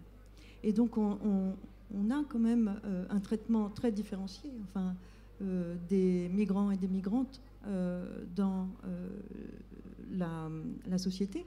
Mais je pense que la construction racialisante des femmes dans la famille et par les familles supposément éduquées, etc., qui profitent par exemple du fait que les Philippines sont surdiplômées et parlent anglais pour supposément résoudre le paradoxe que vous présentiez, qui est celui de on veut que nos enfants rencontrent des personnes qui viennent du monde entier, mais en attendant on les paye quasiment pas et on les traite extrêmement mal. Donc là, la question des fondements imaginaires, de l'image, ça ne veut pas dire que ça n'existe pas, a été traitée par beaucoup de chercheurs, en fait, de chercheuses en l'occurrence. On a le dip noir de ces gâteaux, on a Valérie Ganem avec l'éducation des enfants guadeloupéens suivant la couleur de peau par la même mère. Enfin, il y a énormément de questions de ce type. Je pense que c'est dommage de faire toute une séance en faisant aucune différence entre les hommes et les femmes. Un petit mot sur qui sera aussi un peu le mot de la fin pour tout le monde, de la fin provisoire. Non, moi je repartirai un petit peu de cette intervention et puis celle du monsieur. C'est-à-dire que, sans entrer dans tous les détails, et je pense que tous sont très intéressants, mais on voit bien que ce qui se passe dans la société n'est pas exactement ce qui se passe au niveau des institutions et de l'État. Et depuis un certain nombre d'années, qui prend soin de nos grands-mères, qui prend soin de nos enfants, qui prend soin en général de tout ce qui demande un rapport au corps, un rapport aux substances, si ce n'est très principalement des femmes jeunes africaines d'Afrique centrale ou d'Afrique de l'Ouest qui peuvent être arrivées en France clandestinement et qui auront été éventuellement légalisées parce que précisément c'est une main-d'œuvre qui s'intègre assez logiquement dans une structure sociale qui manque aujourd'hui de personnes pour ce soin-là en particulier. Et la demande de soins, de ce point de vue-là, des enfants en très bas âge ou des personnes âgées ou très âgées, elle devient de plus en plus importante dans les pays riches. Donc on a un rapport que certains peuvent considérer comme une reproduction d'un rapport esclavagiste, parce qu'on reproduit quelque chose, non pas seulement dans la légalité, l'illégalité, dans le revenu ou le bas revenu, mais dans le genre de rapport aux personnes, le genre de travail qu'on demande à ces personnes d'exécuter. Mais on peut aussi considérer que c'est une des réponses à ce que l'idéologie xénophobe, l'idéologie nationaliste, et pour ne pas confondre État et nation, défend une pureté raciale, une pureté nationale, une pureté identitaire, alors que précisément, on est en train de faire la démonstration que notre société elle-même ne peut fonctionner que si elle trouve des moyens d'intégrer de la population qui vient d'ailleurs pour un certain nombre de fonctions précises. Donc, ce qui est vrai pour ce point qu'on connaît tous, c'est-à-dire qui prend soin de nos tout petits-enfants et de nos arrière-grand-mères, est aussi vrai, ou pourra devenir aussi vrai pour tout un autre ensemble de secteurs économiques et sociaux de la société. Ce qui m'amène à redire que la frontière même de l'État-nation peut-être ne correspond pas à la réalité sociale, à la réalité de la société. Parce que si on n'arrête pas de dire « Ah ben finalement, il faut intégrer avec ce terme de l'intégration, on va donner des conditions pour l'intégration, etc. etc. » On maintient l'artifice d'une structure sociale, d'une institution qui ne correspond pas à la réalité du fonctionnement de la société. Et donc peut-être que c'est cette forme-là de la frontière, du territoire de l'État-nation tel qu'il est aujourd'hui, qui est à adapter à la mobilité. L'autre élément à propos de la mobilité étant que ces personnes qui sont éventuellement, qu'on voit en mobilité, qu'on voit comme des migrants, peuvent, elles, désirer pouvoir faire des allers-retours. Moi, je travaille beaucoup dans d'autres, enfin, aussi bien en France qu'ailleurs, sur les questions de la multilocalité. Aujourd'hui, de plus en plus de gens vivent dans plus d'une société. Vivent dans une société, deux sociétés, trois sociétés dans lesquelles on trouve sa place. Comme Barbara Cassin explique qu'on a besoin plus d'une langue pour parler, eh bien, ça devient de plus en plus vrai. Et donc, peut-être que là aussi, les expériences réelles qu'on a, qui sont de l'ordre de ce qu'on appelle, ce que les sociologues appellent l'intégration, c'est-à-dire la place qu'on donne à certaines personnes dans des structures micro, familiales, domestiques, etc., nous enseignent aussi sur le fait que le cadre général du territoire État national ne correspond peut-être pas au fonctionnement aujourd'hui de la société. Stéphane Rosière. Je voudrais dire un mot sur un sujet qu'on n'a pas abordé et je trouverais dommage de ne pas l'avoir fait. C'est parler des morts, des décès aux frontières. Aujourd'hui, les frontières sont des machines à tuer. Et ça aurait été dommage de ne pas le rappeler. 2 chiffres. Le rideau de fer qu'on a quand même perçu comme étant l'archétype les portes du Mordor pour faire Seigneur des Anneaux, enfin l'archétype du mal. Le rideau de fer interallemand a fait 1000 morts en 40 ans entre les 2 Allemagnes. Aujourd'hui, dans notre société démocratique, c'est-à-dire avec des institutions pour lesquelles nous votons et dont nous sommes responsables, c'est rien qu'en Méditerranée 4 à 5 000 morts par an. Et au total sur la planète, le chiffre, même si la Méditerranée est le principal spot en termes mortifères, c'est donc peut-être 10 fois plus de morts qu'il y a eu à la frontière interallemande pendant toute la guerre froide chaque année. C'est-à-dire qu'on est vraiment dans des régimes à la fois démocratiques, policés, mais en fait, nous sommes en tant qu'électeurs tous complices de milliers de morts chaque année. Nous sommes des criminels. Voilà. Parce qu'on vote pour des gens, ces gens sont au pouvoir. Et donc il aurait quand même été dommage de ne pas le dire ce soir. Malheureusement, nous sommes des criminels. Parce que si on voulait vraiment que cette gestion des frontières change, eh bien, on les ferait peut-être changer. Peut-être voterait-on pour d'autres gens. Enfin, voilà, je parle comme à mes étudiants, j'essaye de les responsabiliser. Voilà, c'est pas ce qui se passe, ça n'est pas du tout étranger, c'est à cause de vous aussi.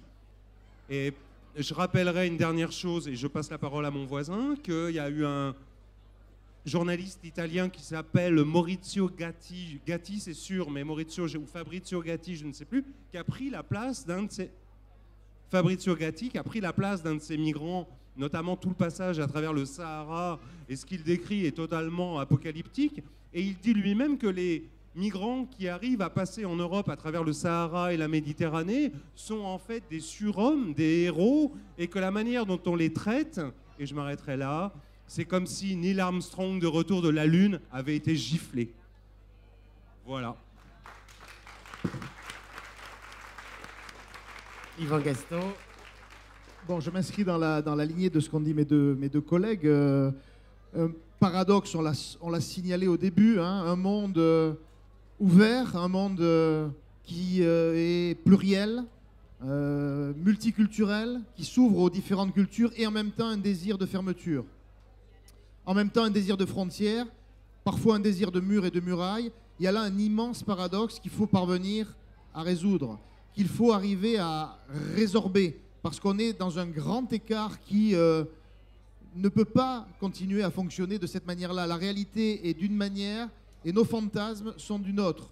Donc je pense que pour arriver à résoudre cette équation compliquée de ce monde qu'il s'agit de comprendre en fait, qu'il s'agit de rendre intelligible et qu'on ne veut pas, quand je dis on, c'est les opinions publiques qui apportent des réponses complètement à côté de la plaque, complètement farfelues à cette réalité.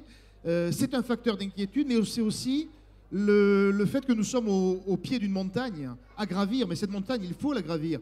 Les frontières, ce sont des limites. Ces limites ont elles-mêmes leurs limites, en quelque sorte. Et donc, je crois que le principal du travail, c'est pour ça que je m'appuie là-dessus, c'est de travailler dans nos têtes, de travailler dans nos mentalités, chacun soi-même déjà.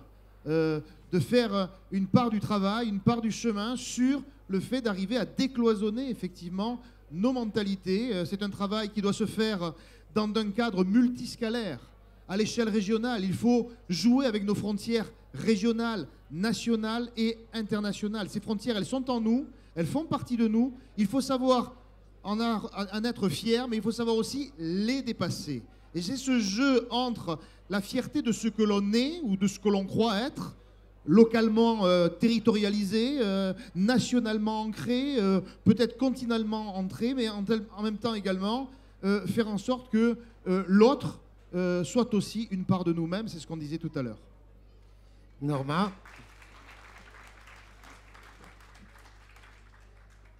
Nada más como provocaciones porque ya tenemos que terminar, pero ça va être une pure provocation parce qu'il faut agregaría también el derecho a no moverse. J'ajouterais aussi le droit à ne pas bouger.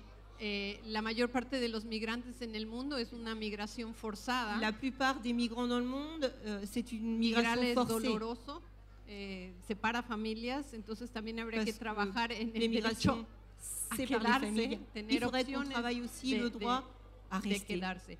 Le droit à rester. En términos de familia y demás, pienso en el sentido de hacer comunidad. Je pense en termes des familles, hein, en termes de faire des communautés. Retomo lo que en las culturas indígenas mesoamericanas, peut-être que les cultures no hay manera de decir yo américaines, o mío.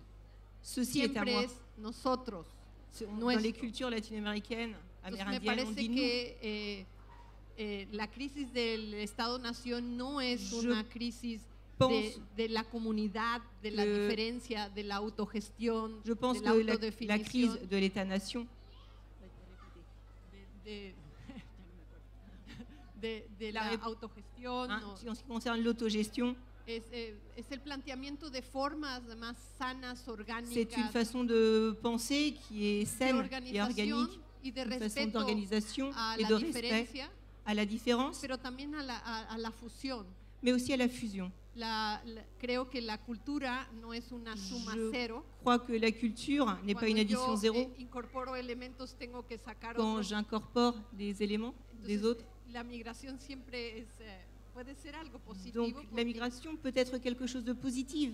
Pero tiene que ser algo que sea no forzado. Mais ça doit être quelque chose qui ne soit pas forcé. Tenemos que tener opciones para vivir en comunidad. Il faut avoir l'option de pouvoir vivre au sein d'une communauté. Pero para ser comunidades sanas. Mais pour faire dans une communauté saine. Merci.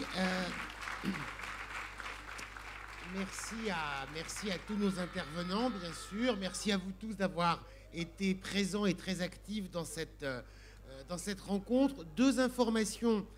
Michel Agier animera à nouveau une rencontre dimanche soir, demain, à 19h30 avec Fraternité de Douarnenez. C'est donc demain soir à 19h30 à la MJC. Et Norma Iglesias Prieto, elle, participera au débat de mercredi soir, de mercredi 18h, le débat ici sous ce chapiteau sur Mexique-USA, quelle résistance et quels imaginaires de la frontière. Voilà, bonne soirée à tous.